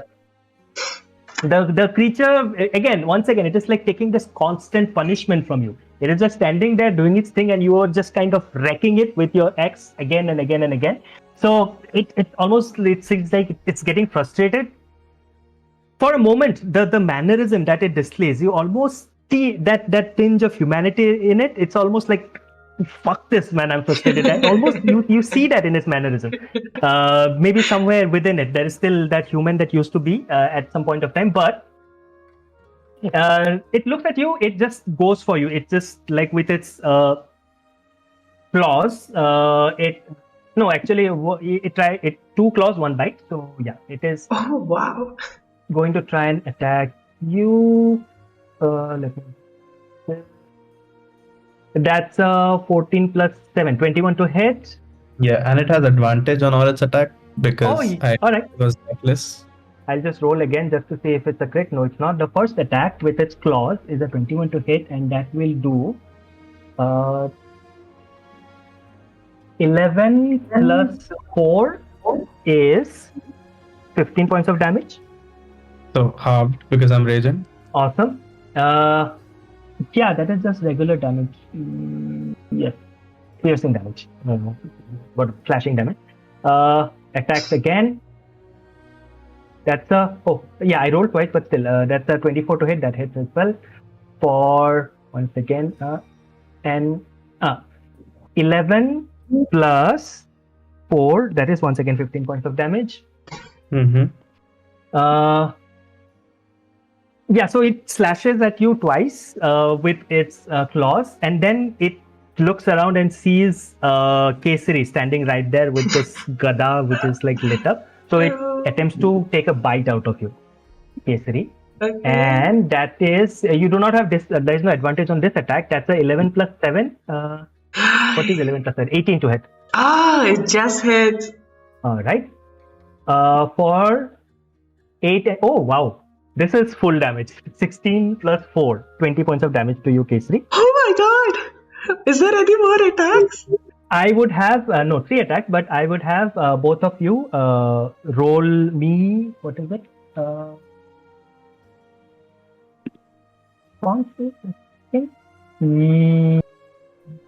Constitution saving throw.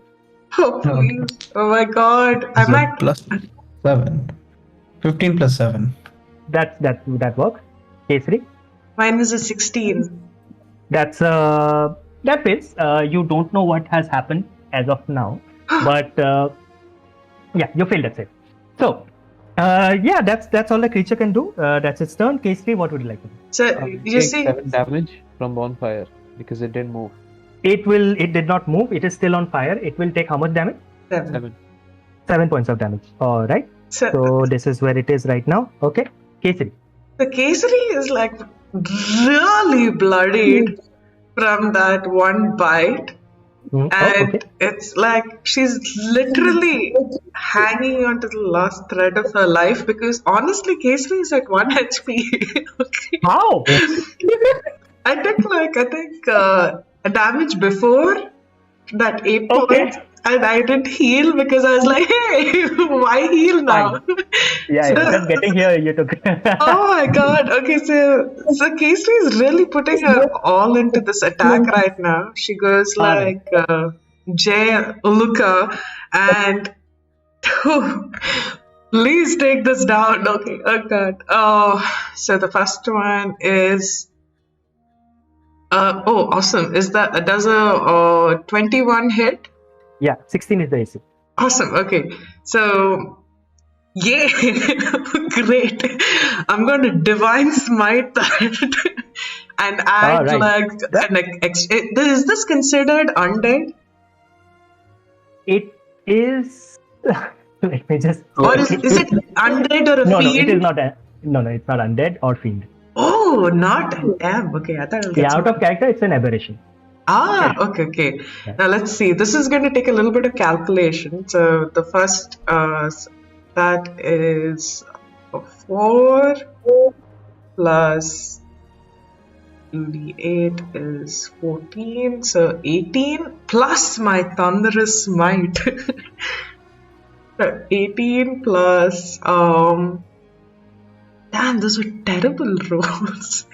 Okay, 20 points of damage total. It needs Alright. it needs to make a strength saving throw or get knocked Strength saving. prone.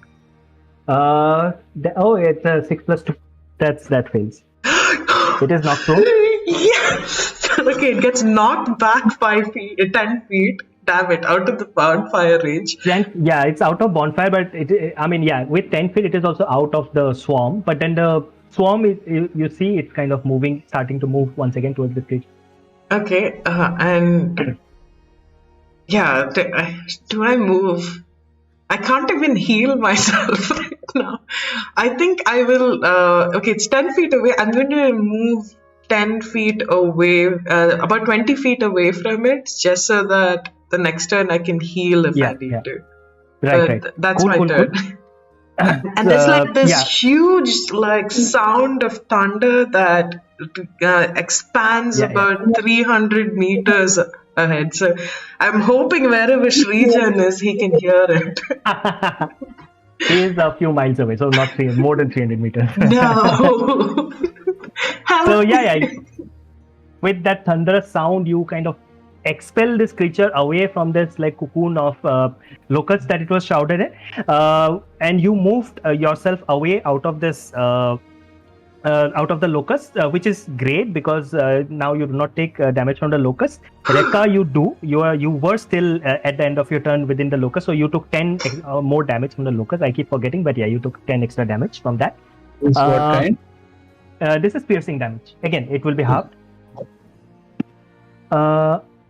That is Kesari's turn. Nahat, you did not have much view from what was exactly going on. There was this, it's almost like shadow puppetry that you were witnessing until now. These silhouettes that were like slashing at each other, and suddenly you see this creature like thrown away from the locust. You see it just kind of almost in slow motion like emerge from this sphere. And on the other side, you see Kesari also like kind of leap out and emerge on the other side. Amazing. So this is happening simultaneously. What would you like to do? So the creature's been thrown out of this. Yeah, of course you have a clear view of the creature right now. Is it prone? It is prone. Yes, it failed its save, so it is prone. So at this point, Nahat is going to get worried because if these two people who are supposed to keep him safe have already taken so much damage. So yeah, Kesari looks badly hurt as she comes out. It's like gasping for breath. He's like, okay, this is the Like, this is the moment. So he reaches inside his cloak, and wrapped inside like a sort of cloth, he takes something out which seems a bit big and surprisingly fits inside his clothes, and he throws it at the creature. So as it flies through the air, it unfurls, and basically I've used my bonus action to use my Steel Defender. Oh! Okay. Yeah. Amazing. So it's basically this half-finished statue. It's like a statuette. So the head and the torso haven't been completed, but the arms have been engraved. So the arms and legs are very finely done, and there is wood, and some paint and all that. It's very decorative, looks very beautiful, but it's incomplete. And Is that horse cut drawing where the back half is like, and then the front half is like? yeah, something like that. So the face is like nothing. Deadliner. Yep. Yeah, except there's this huge blue gem on top, but nothing else. So Okay. and I threw it towards the insectoid creature. So basically, what this does is, as a reaction, anytime anyone is close to the creature and gets attacked by the creature, it imposes disadvantage on them as a defense mechanism. Oh. Sorry, come again. Say that Anytime again. the creature and this defender is beside another character or a player, it imposes disadvantage on the attacker. Right. If the creature attacks another character while the Steel Defender is next to him, it will have disadvantage. Got it. It will have disadvantage. Yeah. So he does that, and as his action, Please use your card. Okay. We had so much discussion about. He's gonna take his gun and tap it on the ground. As he taps it on the ground, you see that the wood around it starts to crumble. Right. And it thins out, and you see this long engraved piece of stone, which has a wooden top, a very beautifully carved wooden top with pictures of clouds and thunder and everything. And in the center of it, there seems to be this vial, which is closed off from all sides. There seems to be no entry point, and there's some swirling liquid or something floating inside it. Like, no matter how much it shakes, the liquid doesn't seem to move. And then, and the rest of the shaft is like this very finely engraved cylinder of stone, which has various animals in it and various beings all pointing towards the front. And as you go down, the tip is separated into two parts like this, and it comes down like a prong. This is Mandalorian's gun, is it not? Yeah, something like that. So he takes an aim at the creature, and I make 2 attack rolls. So, and yeah, that is hit. 25. That hits. And oh my god, I rolled 2 25s. Okay. So 2 shots, 25 each, and that's for damage. Ooh. 15 damage, and that's low. 12 damage. Alright, So- 15 and 12, that's 27. Yeah. As you can, the liquid expands for a second, and then there's something like a sparkle, and energy just transfers throughout this wooden stalk and the stone cylinders, and there's a tiny blue color dot in the middle of the prongs, in the center, in the exact center, and a beam of light just shoots out from it. And yeah, I don't know if I should be doing this, or this is the DM's job. Okay, I'm sorry. No, it's your job. No. Describing your kills in this situation, in this case, is your job because that did it. Yeah, and Yeah. 2 strikes just rapidly go and hit the insectoid creature. Yeah. So wait, you did all this even before the creature had an opportunity to be prone. Like there was this fear of darkness, basically, with this thunderous like attack with her gada. Kesari threw this creature out, and as it is emerging from this fear, you like took out your tapped your stick, it transformed into your gun, you took aim. Even as it is kind of flying out and falling onto the ground, you took 2 very quick shots This creature got this like completely enveloped in writing, and by the time it hit the ground, it was dead. Oh my Beautiful. god, that is amazing. That was Great job. fantastic. So yeah, I mean, yeah, I guess level 5. I should have figured that. Yeah, you do big damage. But in any case, the locusts, the swarm of small swarm of locusts was there that immediately disperses, having no master, or perhaps that is what that's what happened. You don't know, but yeah, basically, you had taken cover, Nahat, behind this tree. You emerge from the tree. Rekka is still there. He was raging, so perhaps it takes a little bit of time for him to like cool down and all that.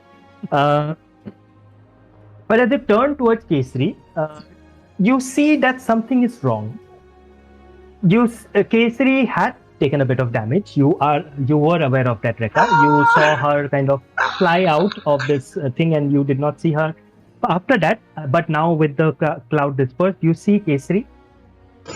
You see her on the ground. She is panting just a little bit, and then you see her eyes go black completely. Kind of, are they already black? If they are, then we'll change it to another color. They're beautiful brown, okay? Yeah, all right. So, I mean, yeah, like no pupils, the entire eyeball goes completely black. And she like just kind of freezes. That is what both of you see. Kesari, what is happening is that bite, it took a like big chunk out of you. It made, like it brought you close to death. However, it also put something in you. It injected something within you. And for a moment, you as you kind of as you realize that the battle is ended, you like start to like kind of get up, but then you suddenly feel this very, very weakened. You feel exhausted. You feel weak. But that is only happening physically, because what is happening inside of your head is that suddenly you feel this kind of connection. There's something as if it's like touching a live wire. I guess that's out of character because Kesari wouldn't know that, but you might, Shema might know what that feels like. It's like touching a live wire. Suddenly, you are connected with this super consciousness, this like something much larger than you. And as you kind of reel from the shock of this, while the others see your eyes go black, you, Kesari, you see a vision. Like again, like just your brain becoming part of this collective consciousness, so to speak, this hive mind. You get this flashes of visions in your head. You see this ancient battlefield. Everything around you is bathed in red. Everything is red. You see a vast army of creatures that actually look very much like the ones that you just took down. But in this case, they are innumerable. They are like infinite, this infinite army that is standing against another, which is mostly humanoids. The insectoids, you see that they are led by this mantis headed giant, this like 25-30 foot tall giant creature who has 3 heads. One of them is a mantis, one of them is humanoid, one of them is something else indecipherable, and it's like all the 3 heads are like fighting for space above his shoulders. You see on the other side there is this luminous being who soars above all the other humanoids that are like assembled in this battlefield. I mean, sort of like the Diablo 4 trailer that just came out. If you have seen that, so it's as reminiscent of that. Anyways, so you see these 2 armies facing each other. You see them rush towards each other, like charge at each other. But then suddenly you see the scene change. You see this luminous being whose form, now there is more clarity, whose form is revealed to be feminine, is stood atop this defeated giant. This giant is sprawled underground, defeated, and she has in her hands this trident that she is holding with her both hands. But you see this like almost like echoes of several more hands behind her back, holding this trident, poised to attack. But yet her face, it seems to be the very picture of serenity. poised to attack this creature. But then suddenly once again, the scene changes. You see this giant, this creature that is buried in this. It like gets buried in amber. It is screaming, but it is. It looks like it is just being left to rot in this alien structure. The screams, they turn into silence. But then, suddenly, these streaks of black fire, it zigzags out of this dormant giant and turn into locusts. So these like streaks of fire just fly out on along the ground, and they turn into locusts. And then there is this especially large streak that travels across the land, and it engulfs this bear-like creature. This creature falls to the ground, holding its head. It is screaming.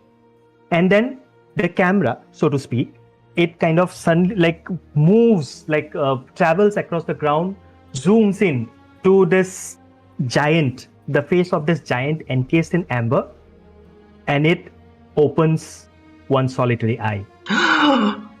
Kalki. As this kind of fades away, this vision dissolves. You find yourself back to consciousness. The rest of you see that her eyes, Kesari's eyes once again turn back to what it was, this normal eyes. But you still feel very, very winded. You feel very tired, of course, because of the damage you have taken. But furthermore, it's just some kind of fatigue within you. Something is inside of you. You realize that there is something hurting, and if you do not do something to save yourself, you have this feeling that you do not have long to live. Oh no! I quickly. What do I do? I quickly just put a hand over where my heart would be, and I'm just like, Olka, please save me. And I cast lesser restoration on myself. Okay. Does it help remove the Does that effect? help? Let me just check. Okay, when I'm able to breathe a little bit more and I exhale, Right. I look at the other two and I say, the bear man, Pigeon, he was there. I forgot my accent. Okay. He was there. I saw him. He was there at that battlefield with I don't know if it's Kalki, but it was this huge mantis-like creature, and there's this other person too. I think it was a time before. I'm not sure if you've ever seen someone like her before. She had the most serene face and multiple arms, and she was holding a trident. I think she helped take down Kalki at one point, and then Srijin helped too after that, and helped capture this mantis-like creature in this amber prison of sorts. But what really scares me is I think Kalki's awake. And I think she's going to break free soon. Looking at Nahat and like, do you think there's an insect inside her? She's talking nonsense. When you cast lesser restoration, Kesari, you felt for a moment that fatigue that had kind of like sat upon you. It kind of dissolved just a little bit before it once again came back. Lesser restoration didn't help. Perhaps you need something greater. No. Just to make sure I don't die right now, I just slap myself to kind of like You slapped your monkey mask away from you just now. feel myself again. And I used my whole points of lay on hands. Okay. To just Awesome. like, So you do regain your hit point, but you continue to have one level of exhaustion. You also, out of character, have advantage on strength and constitution saving throws. You feel not right now, but you will feel stronger than before. But you have disadvantage on intelligence and wisdom saving throws until God. You die. Until I die? No. Out of character. Oh no, disadvantage in my intelligence and wisdom, which are my dump stats. Nice.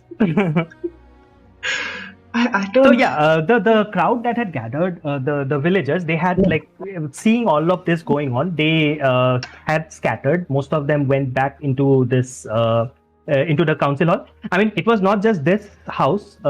The other houses, which are private residences, people have started coming out of there also. But once again, it seems like everything is locked out. Everything is sealed off.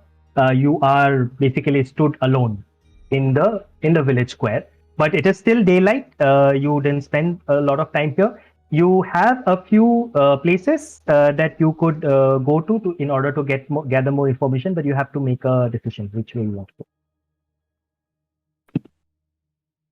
I think you need to rest first. I think I need to get to Pigeon as fast as I can. I saw him. I saw him at this battlefield. I know he has answers. Okay, your funeral. I don't feel too well. I feel stronger. I mean, a poor choice of words, but fine. I do feel stronger, but also, my head hurts. And also, I'm pretty sure there will be an insect inside you, just like that man. I don't want any icky crawlies inside me. Yeah, there already are, even before this incident. Have you heard of tapeworms? Tapeworms? It's a very highly praised delicacy from where I come from. Are you going to eat me? Yeah, we eat tapeworms. They keep our gut healthy. But does it keep my gut healthy from being inside? I don't know how monkey guts work. I've never spilled them. Kind of like hides behind Nahat at this point. I'm scared of him. So, Alright. Nahat has been intently listening to the. Please go ahead, sorry. No, please. Has been intently listening to the conversation ever since ancient beings were mentioned. Right. And he's like, yes, we must definitely go to Srijan. And he's going to look at Kesari. And DM, can I make a medicine check in an attempt to see if I can remove anything from the... Yeah. Go ahead. Just to ascertain the manner of the illness, you can make a medicine check. Nice. Okay, that's a 19. Ooh. I mean, it's not like you have encountered something like this before, but in addition to perhaps looking at Kesari, since Rekha mentioned that it's something like Kesari also has an insect inside of her, just like the other guy and all that. Let's say you also examine the other person, the person who was strung up, and then this insect emerged from him. Mm-hmm. So it revealed. So looking at that, whatever was left, the husk, the open shirt that was left of this creature, of the humanoid that was there, the cultist. You see that yes, indeed, there was this creature that was incubating inside of him, this insectoid creature that emerged from within him, and then there were locusts that was incubating inside of that creature. So grandchildren. This outsider, this cultist, it died a day ago. Like examining him, it is clear that you can say that much, that it died about 24 hours ago, and now this creature has emerged 24 hours later, which probably means Kesari has 24 hours left to live. That is a conjecture you might draw. You cannot be sure of it, but it is a possibility. Oh no! Yeah, not much else left of the cultist. But now that you are closer, whatever the slot of skin was left, it showed those ritualistic tattoos, which appear to be connected with the cult of Kalki that you have already determined. So again, because you have never encountered something like this, you can give Kesari as that if you'd like, the information that she will probably die in like this another this insect creature will come out of her, which will result in her death in 24 hours. But yeah, you can also probably tell her that the remedy for something like this would be a powerful restorative spell. Usually a greater restoration spell. A wish spell obviously can change it, but it will be no short of a greater restoration spell that would be needed to heal her. Just one more question. Was the cultist wearing any particular robes of sorts? Robes. Mhm. It was wearing some rudimentary clothes. You can't be sure this is what it was wearing when it was caught and hung up and all that, but it was not anything specific, anything of particular. I'm going Right. to scuttle next to Rekka and whisper in his ear and be like, we don't have time for rest. He doesn't have much time left. I think we must go to the sage as soon as possible. Okay, you were right about the directions. You must be right about this as well. Nice, Rekka. I'm enjoying your company more and more. I'm dying.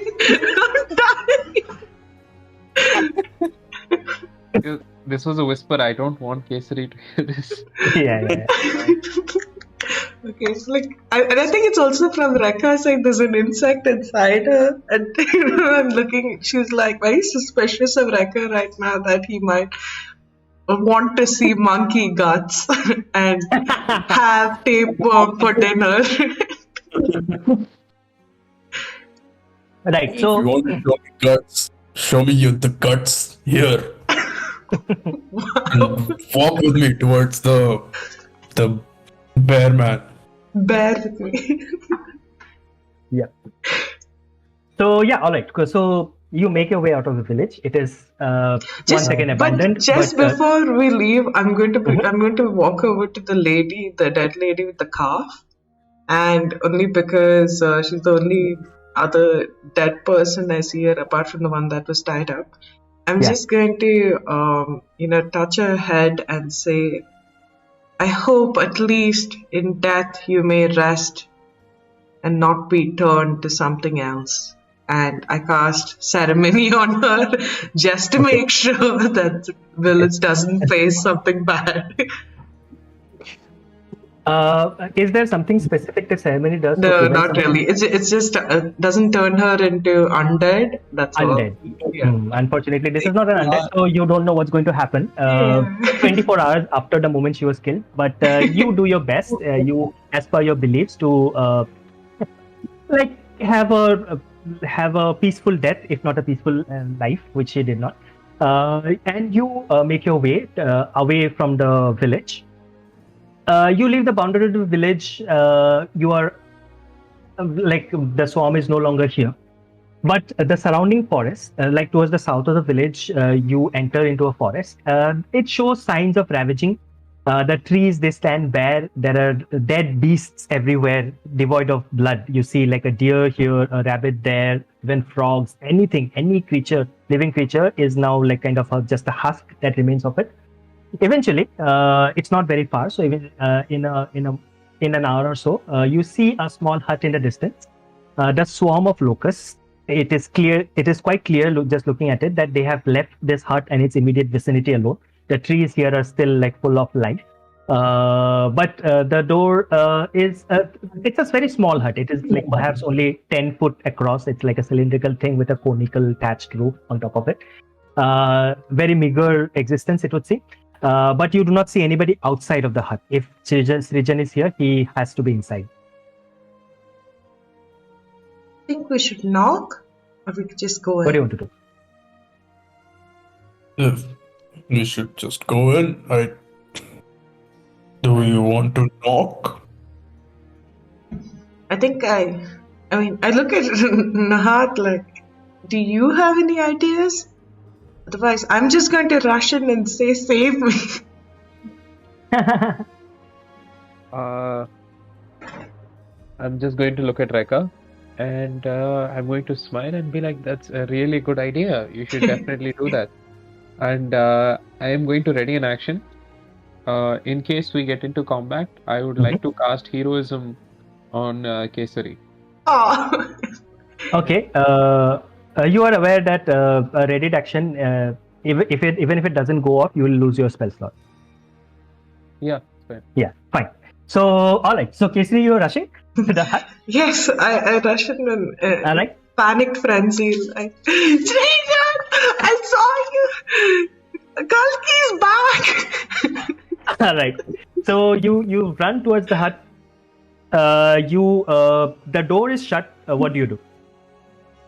I don't stop. I fly right into the door.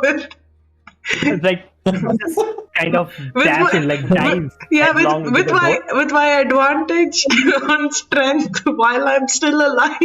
I use Alright, my roll me, gata to just like swing into it. Right. You just All right. You are doing the full Hanuman thing. So it's you roll for strength with advantage Awesome. because the door is in fact shut, Okay, come on. like closed, latched from inside. Okay, so the first one's 14. And the second is a 19. Yeah. I mean, it's a like a flimsy wooden door on a mud hut. So you just dive headfirst with your use your gada as well. With your full force of your body, you kind of crash into the door. The door leaps out of its hinges. It takes some of the wall, the masonry around it, as well as the entire kind of door frame, everything kind of bursts inside the hut and directly hits this creature who was just like trying to have a calm, like peaceful time. The whole thing kind of transposes and like hits this creature head first. He will take a bit of damage from that. Oh no. In the silence But of yeah, the regardless, you are now on like, so there is this creature who you don't like have a good look of it yet, but it seems to be large, a large being, and the door is like kind of flat on top of his body, and you are lying on top of the door. I very gingerly go up in the silence this moment and take the door and move it, and then I look back into the opening where Nahat and Rekka are standing, and I just look at Nahat and say, "Do you think you can mend all this?" So at this point, I'm convinced that some battle has gone on, so I'm going to cast heroism. Heroism, yeah. It sounded like battle. Yeah, I'm just going to take this. I mean, if you would have crashed onto the wall, there would have been a Kesari-shaped hole in the wall, but now you have taken the entire door with you. You suddenly feel heroic out of nowhere, but as you kind of step gingerly off the door and like kind of lift the door from this person, you see this this creature at first almost indistinguishable from an actual bear, but then as he turns towards you, you see that he has you see the distinct sign of intelligence, of an intelligent mind in his eyes. He is currently on all fours. He's got this shaggy black fur covering his body. You see this kind of very distinct V-shaped marking in like a lighter colored fur across his chest. He does have a muzzle. It's not as like pointed and snouty as an actual bear's. It is shorter, but still it is a muzzle. He slowly gets up. He's like holding onto his back. Roll me a perception as you kind of step away gingerly, give him a little space to get up. I get 11. 11. Yeah, fine. So you see this creature like stand up gradually, and like he is like it did some damage to him, whatever that was. So he is like holding onto his back and like looking at you like, what the hell was that? I'm sorry. Who are you? Hi, I'm Kesari, and that's Rekka, and that's Nahat. We're here to You broke my door. My body is breaking from inside. The door's nothing. Just get out of here. Get out. Go. I don't want to talk to any of you. Please, stranger. Just go. Please. I saw a vision that Kalki's coming back to life. I don't know what this culty is. Never heard of it. Just What? get out of here. Have you ever defeated a mantis lady before? An insect? It looks weird. Roll me an insight. An By insect. this time, there are two of you. Are you coming close to the hut? Yeah. Yeah, Right. and Correct.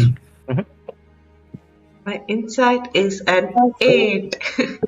An 8. Yeah. So I mean, you realize nothing. By this time, the light coming into the hut, like there are shadows at the door, so you realize your companions are here. But this person, he's still like on his all fours. It's like just more or less like a bear, huge bear, but he is looking to you and talking to you, and he's saying, "Just get out of here, leave me alone, you pesky kids. I don't want to talk to you." He's not a kid. just for fun, Dreka is going to activate his magic sense. Okay. And this is basically a detect magic, but a Okay. class feature. Cool. So he's just gonna look around, close his eyes, and the eyes is gonna like some light from under the eyelids. And with his eyes closed itself, he's going to just like look around, and anything that's magical is going to sort of like glow with his eyes closed. All right. You look around first, and then you activate your magical sense. Everything seems completely mundane except for one thing. It like even when like casting your eyes around the hut, it seemed out of place. This thing, everything. So it looks like a very austere kind of a like livelihood for this guy. Very very basic. The bare necessities inside of the hut, but there is like a statue that is quite intricately carved, that is placed on top of a shelf, and it just stands apart from everything else inside the hut. And this thing, it gives off this magical aura. What school of magic would it be? I mean, Reka wouldn't care, but just out of curiosity. I don't know, like what school of magic out of character would a spying device be? I don't know. This school of magic thing always stumps me, man. Magic objects, I don't know. Divination, right? Divination. Perhaps. Yeah, let's say divination. Fine. that makes sense. That sounds good. Cool. And as that point is like magical, he'll open his eyes and look at a statue. And Odin, weren't you looking for a statue? Look at Nuhat. Nuhat was the name, right? Nahat. Yeah. So the moment I hear statue, I'm definitely going to look at it. Right. You step closer to it to take a look. It is not similar to the actual relics that you're looking for, but it does, to your trained eye, it does show signs of quite good craftsmanship. But there's just something odd about it, something a little bit eerie almost. But before you can have an even closer look, I mean, by this time, you know that this is Pigeon, this bear person that is there. He kind of lumbers in between you and this statue, and he just kind of almost like stops you from getting there. He says, "No, mine." Okay, so the moment he does this, I'm just gonna get scared and move away and be like, "Oh, sorry, I didn't mean to do anything. Sorry to hurt your feelings, sir.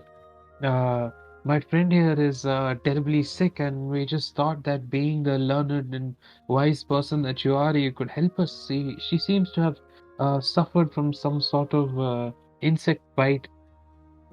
Please do help. In some sort of ways, yeah, insect bite. But roll me a persuasion with advantage. I mean, Can you I are appealing to his sense of can I morality. like He does have a good sense can of I morality. hold Nahat's hand and at that point Yeah. You could give him give some guidance. guidance? Yeah, persuasion with advantage and guidance. Your life depends on it. 18 plus 3 plus a d4, right?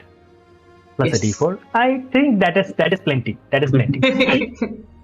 The Srijan, I'll stop saying this creature, hears you speak, and he once he is content, once he is convinced that you're not going to steal his statue from him, he relaxes just a little bit, and he looks at Kesari, and he like looks you up and down, and there's some realization that dawns upon him that you can like quite visibly see. It appears that rickshaw, the bear folk, their expressions are not difficult to read. Uh,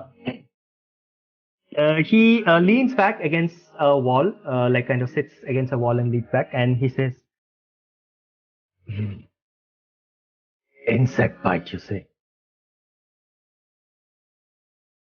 Hmm, the locusts, they're back, are they not? Don't they come everywhere every day?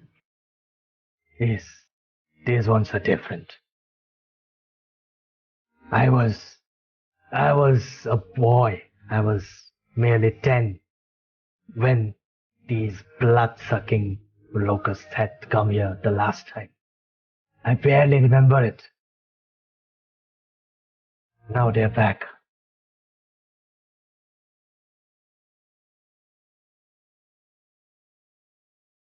They are locusts. Yes, locusts. Oh, last time over 100 people died, I think. My father was one of them. I, I remember some of those villagers. They went west towards the mountains. They were armed with rakes and pitchforks. But that wouldn't do much against these things, would they? None of them returned. I don't know anything else. That's all I know. Just leave now. Go How away. did they stop the last time they were here? It just stopped, One day they just left. After killing exactly 100 people? I was just 10, That was a long time ago. I don't remember exactly how many they killed, but they took half the village with them. And well, our village was never the same after that. Those who remained, they did not remain long. They all left, leaving me here all alone. Until this new people came in and settled their own place. Did any of the people I hate that those were fuckers. killed, did any of them turn into insects as well? Big insects, big pregnant insects that made more smaller insects. I don't know. Just get away. I mean, even without an insight check, you could tell that, again, like I said, their expressions are not they find it difficult to hide their true emotions, true intent. You could see that he is not telling you everything, Srijan. He is withholding some information. If you want to kind of dig in more, you'll have to roll another persuasion check. I just Yes, had. And I think Rekha should do that because he is leading this conversation.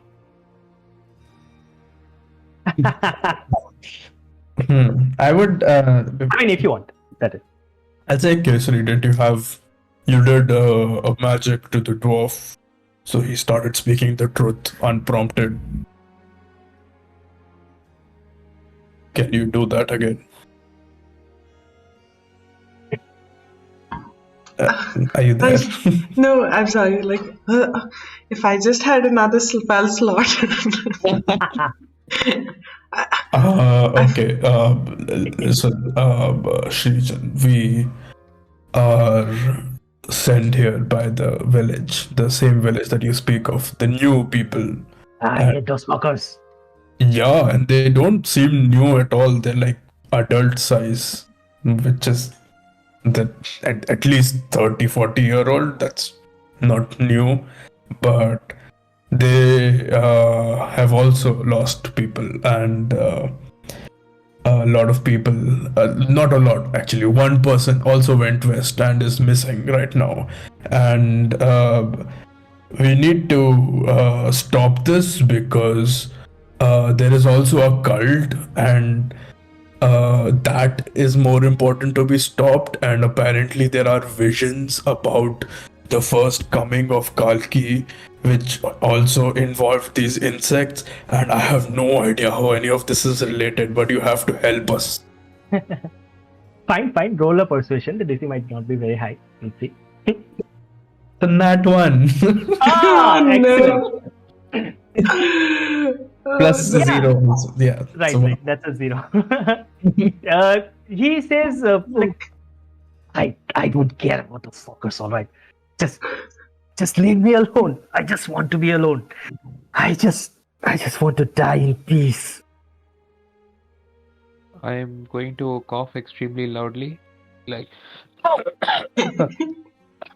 trying to accentuate the fact that I'm extremely old and fragile.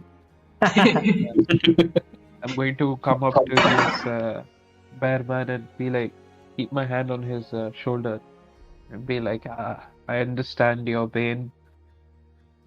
To grow old, to forget It's everywhere. I feel it everywhere, every day, all the time. these young ones, they don't know the disappointment that comes with living a long life. Yeah, like, but you see, I'm going to point at the sculpture and be like, I have something that I'm willing to die for. I've seen something that I can never forget. It haunts my dreams. Beautiful, beautiful statuette. Something carved from stone so finely that it still haunts my memories despite what I've seen. And I'm willing to do anything to get it. But these damn locusts, they don't let me die in peace. They don't let me go where I want to go. All I need is a way to protect myself from these locusts, to help me defend against them. And I have a feeling that for some reason they have avoided your hut. For some reason these locusts haven't dared to come close to you. Please, as someone who appreciates the beauty in life and art, please help me with this. One old man to another. He is at this point like kind of just holding his head and just shaking his head, and it just says, he's like muttering to himself as you kind of talk to him with your hand on his shoulder. Just, I just want to die in peace. I shouldn't live this long. I shouldn't have lived this long. Just give me peace or give me death. All right, fine. There's locusts, you say. And you, young Vanner, you have one inside of you. Is that it? Well, there is something inside of me as well. Is it a baby? I've always felt it. I've always known it. But now, I know for sure. These last 10 days, they have been nightmare. I keep getting these visions. I have this headache that just does not go. I feel like crashing my head in. I see this world engulfed in fire. I see these ancient battles that I don't give a fuck about. Why are they showing it to me? I do not know. But there is something inside of me that must have kept me alive all this time, because everybody that I've ever known, everyone that I've ever loved has died. want to die, but I cannot. This thing, it just keeps me alive. And it is calling me to the mountains. There is something in there that is pulling me towards it. And I know in my heart that it is evil. I'm trying all I can to resist it, but I'm afraid my resolve is starting to break. This thing that lives in the mountain, I don't know. It calls to me.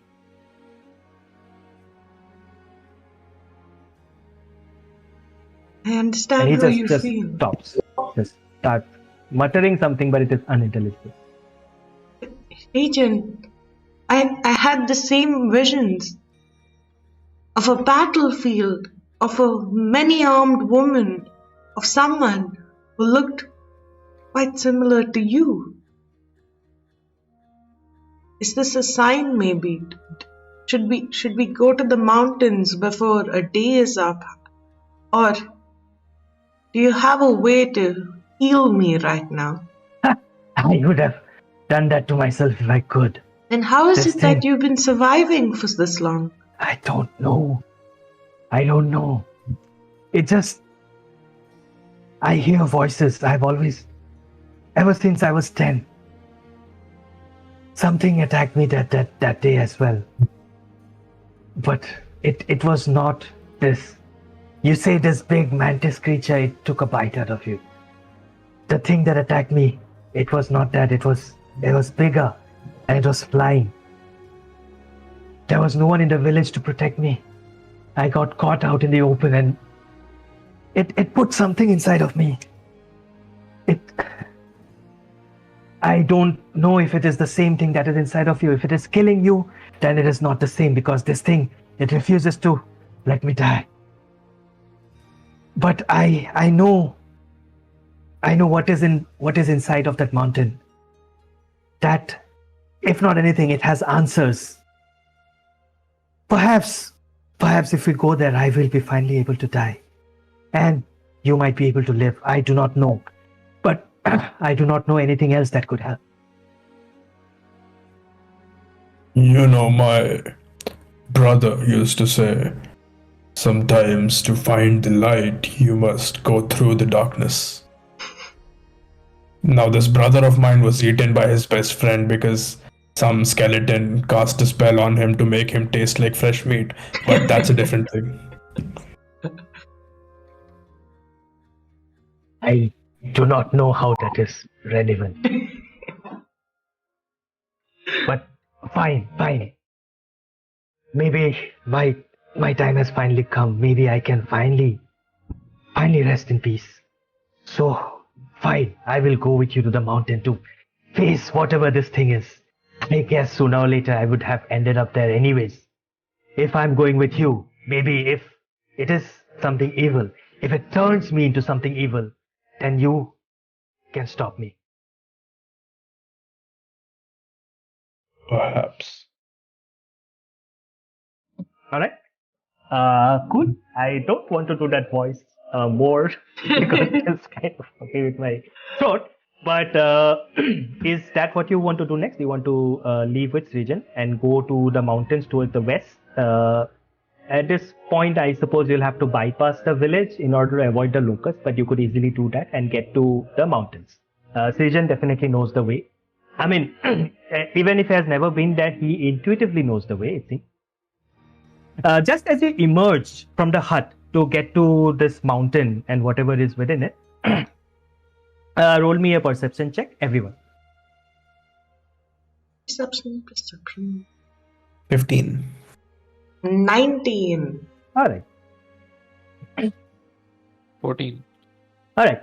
So, Kesri, it is you who notices in the distance. So you are surrounded by forest, but there is only a sphere which is still kind of green with leaves and everything. Beyond that, everything is kind of like bare and short of leaf. But at a distance, hiding behind one of the tree trunks, just kind of peeking out of it, you see somebody. You see a person, and who distinctly bears resemblance to the cultist that you have heard of or seen so far. He sports that same bald head and markings on his arms and everything. And it appears that the moment you noticed him, he also noticed you, and he noticed that you noticed him, because it just happens that he was in fact keeping watch. So he looks at you directly, Kesari, while the others are not aware of his presence. So you are not really looking at him. Only Kesari and this other guy, this other cultist, are looking at each other intently. As he looks to you, he kind of puts he like brings like in his hand, he is holding this cloak. He pulls it over him, and he just vanishes. He disappears. There's a cultist right there. He was hiding and he just disappeared after he took his cloak over.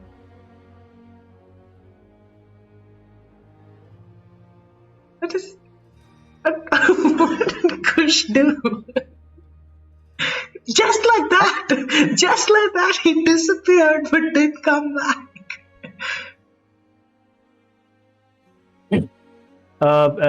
Srijan hears this, and he says, I have noticed some weird fellows for some reason. They're keeping watch. I don't know what is there to see over here, but these odd bald fellows, they have been lurking around this place for a while now. If there is something to see, then... And I close my eyes and I cast Detect Magic. I mean, equivalent Magical of Detect awareness. Magic. Right, once again. What is the radius of this? 60. 30 feet, like Detect Magic? I'm not sure. 60 feet. Oh, wow, this is like double Detect Magic. But yeah, I mean, you had cast this while inside the hut. You have moved maybe 5 feet out of the hut, so it does not extend the range of it a lot more. But I mean, yeah, you had already cast it. Notice anything else other than that statue that you had pinged previously? Nothing else. And you said the statue was spy-like magic. No, Yeah. that was out of character. It was divination magic. That is what Rekha Okay, figured. that's not useful. Yeah. Okay. So yeah, you're right. There's nothing to see here. Just trees and that statue. Yes, I don't know why they would be keeping watch on poor old me, but I don't give a fuck. You're saying something, Nahat? Yeah, I'm just going to lean closer to Rekha and be like, good opportunity to wreck the cult. Oh, just someone from the cult here? Oh yeah, Is someone from the cult the person who disappeared? definitely. Cultists, come. Let's go face them off. Okay. Now take my blade out. It's like, cultist, show yourself. Be ready to be wrecked. All right. So cool. I mean, we are kind of running out of time, so we will fast forward you more or less to where this cave is. Actually, mountain for now. You like make your way there. Srijan continues to kind of walk on his all fours, but he is not as fast as perhaps he used to be at some point of time. So progress is a little slow, but eventually you make it to where these mountains are. So you see this kind of, basically as you get there,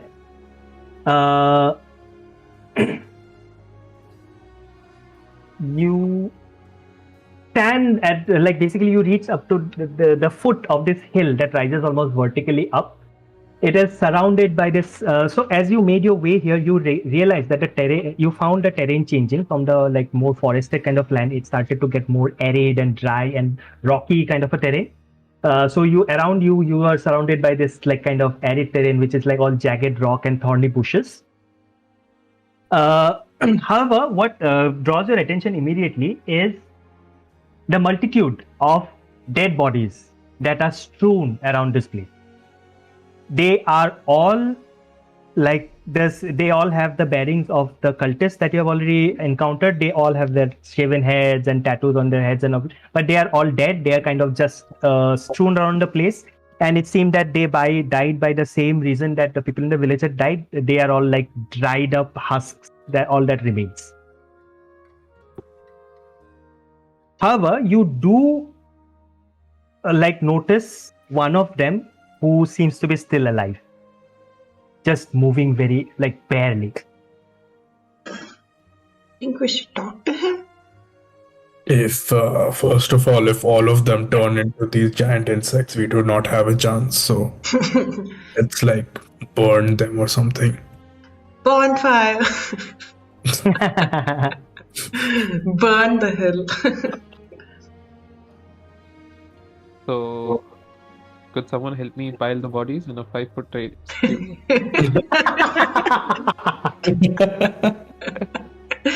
can create a pile. They're not that heavy. With me? Oh wait, it wouldn't do puchik because there's no blood to splatter. It's just like a dry bag of bones. Yep. Yeah. Let's try to make sure this bonfire of bodies is beside the guy who's slightly alive, so he gets intimidated a little bit.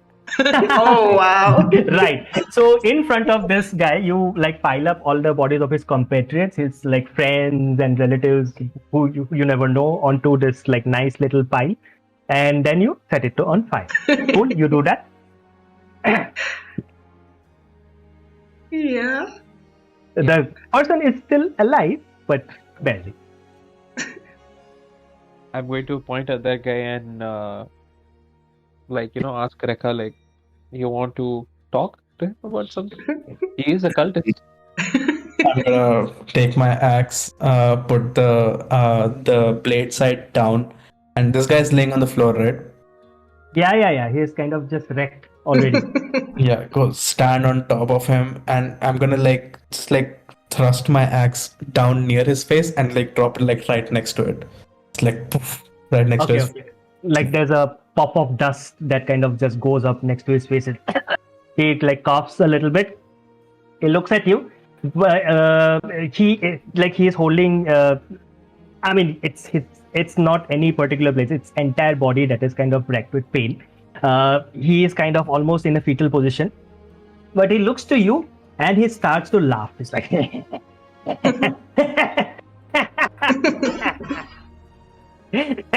you can't stop it now. It's already happening. Lord Shalavasur will make this world anew. And kind of crumbles once again in pain. That was not satisfying. Find someone else. There's no one else. Everybody else is already burning in a bonfire. God damn it. What is the name that he said? Lord Selvasur. But I could be hearing wrong. Out of character. No, that was the name. I look at Pigeon. Does the name seem to ring a bell with him?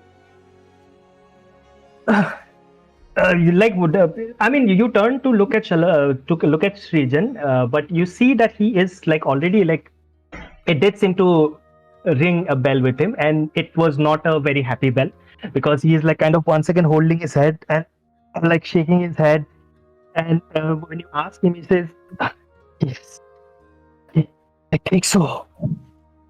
I think that is the source of my pain. And yours too. And it sleeps in there," he says, pointing towards the mountain. Now that you kind of follow the direction of his finger, you see that there is a opening that has been made onto the side of the mountain, and you see what created this opening as well, because on the ground, underneath this cliff, there is, you see this mechanical contraption. It seems like a cannon, but a bit more portable. Perhaps Nahat might find it interesting, but there's the cannon lying on the ground. and there's this like big opening, not big as in like enough for a person to kind of crawl through, but this opening that has been created on the side of the mountain, which is about 15 foot from the ground. And it has been recently created because you see debris on the ground, like the rocks and all that have come out from because of that on the ground. Nahat, do you know what that thing might be used for? Are they trying to shoot at something, or are they trying to shoot something out? Seems to me like they shot in a hole into the wall so that they could go inside. Oh, that makes more sense. In character and out of character. Do you think we should go and look in, or do you think the thing that was inside has escaped already? Pigeon, what was trapped inside the mountain? No, it's still in there. I can feel it. It's still inside my head. Like, and he wisdom saving throw. Oh no, shit, that was including all the others. Yeah, that's fine for now.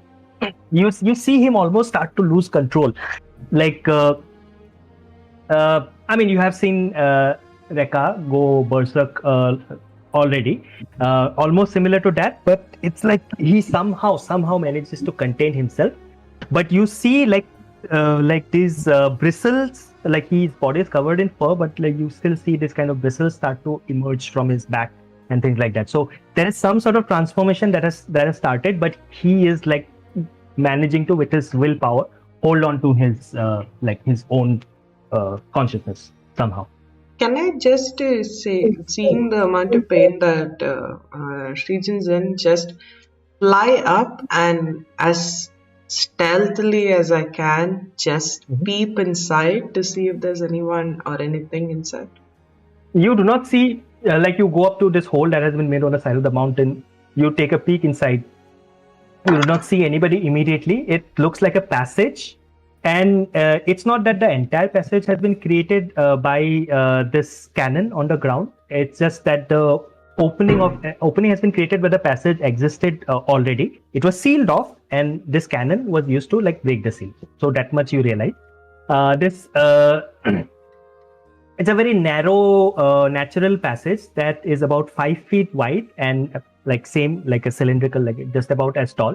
The walls are kind of jagged, but it is also slick with some kind of sticky secretion, some kind of sticky liquid, the walls of this tunnel, but it is leading into somewhere inside. Do you have dark vision? No. So you can't really see much further in because it's like completely dark, but yeah, there's a passage that leads into some kind of a structure. Got it. I think I call over to the others, give them the visual description of what's inside. It's quite slimy inside, and I can't see inside too well, but it does seem like there might be a largish insect, maybe? Or maybe the whole mountain is the insect, and the mountain is just its scales. And this hole is the It's the excretion hole. right. You can say anus.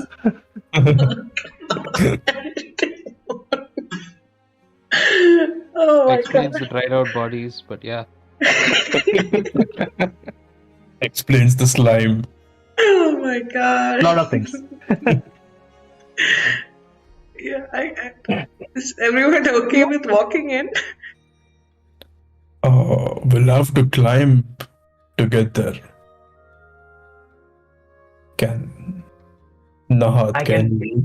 I can give you a boost, and Srijan kind of stands up to his full height. So far, he had been in all fours the whole time, but he finally kind of stands up to his full height, and he stands about like 10 feet tall. Ooh, Definitely bigger than Rekka. amazing. Okay. But how is Srijan gonna come up with us? Bears can climb. They do climb trees. At least if you have seen the Cocaine Bear trailer, they can climb trees. Oh my god, I haven't yet. Explain that. It's awesome. But yeah, Man, Srijan, you raised this question. Srijan says, no, don't worry about me. I can climb up. And how will you give us a boost? You climb on my shoulders, and then I will. Have you never done this before?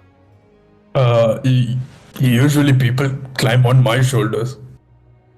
Then you know how it works at least. Yes. Right. Where now?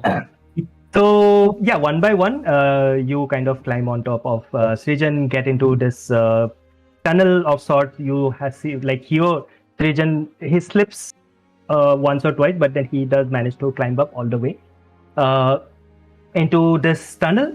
There is nothing much in this passage itself, so you follow it for a bit until you get into a much larger area. Those of you without dark vision can't really see much, but those of you who do, I don't know who does. I mean, Srijan can, but I don't know about the others.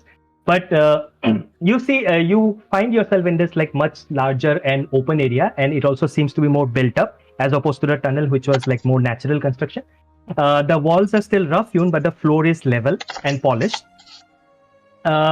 You see directly opposite where, like as you emerge from this tunnel, it's a much larger area, but directly opposite to you, you see this mural, this kind of relief sculpture of a many-armed goddess that has been like carved onto the wall.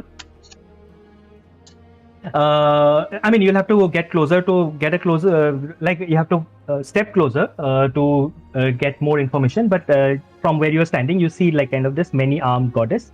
Kesari, it is immediately like recognizable to you. That's her. But it is a statue. It is a statue that has been carved. There are these kind of so this on the floor there are like big stone tiles, but you can see that some of them have like collapsed. You do not see really any other presence at this moment. At the other side of across from this like at the other end basically of this large hallway, this large area, you see something strange, something that is a little unexpected. You see that there is another room on the other side, but in between there is this kind of barrier. There's of some kind of bluish energy.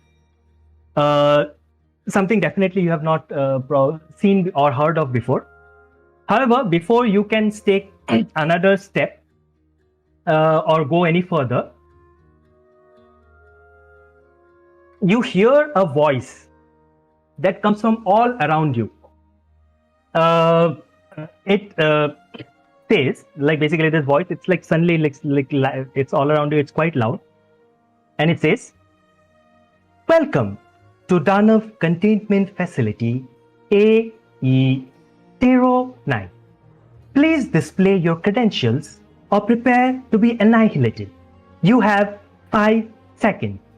5, 4, 3, and that is where we will end our session." Oh my god, that's what facility is this?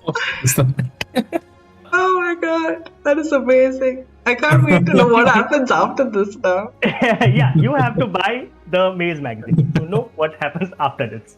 Oh my god, that's why we leave you here. Nice. That was nuts. Yep. And kudos to everyone for like also sticking with that filter for 3 hours. God. Yeah. Oh my god, that was insane. Thank you, dear. Awesome. Super fun. Yeah, that was fun. I've done the playtest with you till the village before, and it just keeps getting more exciting after that. But we got much further this time. Last time we spent a lot of time role playing within the that house basically. But yeah, this was good. The panchayat. I got to where I wanted to. I went all the way to the third ending point, so that was awesome. But yeah, that was our game. If you want to know what happens next, you buy Maze magazine. Details are down below. My name is Rajib Kalita. I have written some other adventures as well. You will find them on DriveThruRPG. We will put the link below for that as well, hopefully. So that's me. I will let our players once again give their closing thoughts, anything they want to plug, anything they want to pitch. So yeah, starting with Aman. It was great. I had fun. I did not expect some things, and then they popped out. It was really interesting to see that. Yeah, I had fun. Yeah. Awesome. Yeah, I mean, thank you both for joining us for your first stream ever. That's Yep. awesome. It was a lot of fun streaming with you, and oh god, I can't wait to see where this goes. Like honestly, that last message suddenly took it to a whole other world. And I'm like, what's happening? Okay, where's this going? So I think if the rest of you are up to it, we could definitely finish the rest of this on our Discord server. You know? Yeah. I mean, Amon has some idea of what's going on. He has some more backstory information than you guys, but yeah. Oh yeah, I know, because you kept coming at us with also I'm interested in stones, in a particular stone. Yep, Okay. yep. Oh, you want to kill the cultists, eh? Okay, and I was like, what does he know? Okay.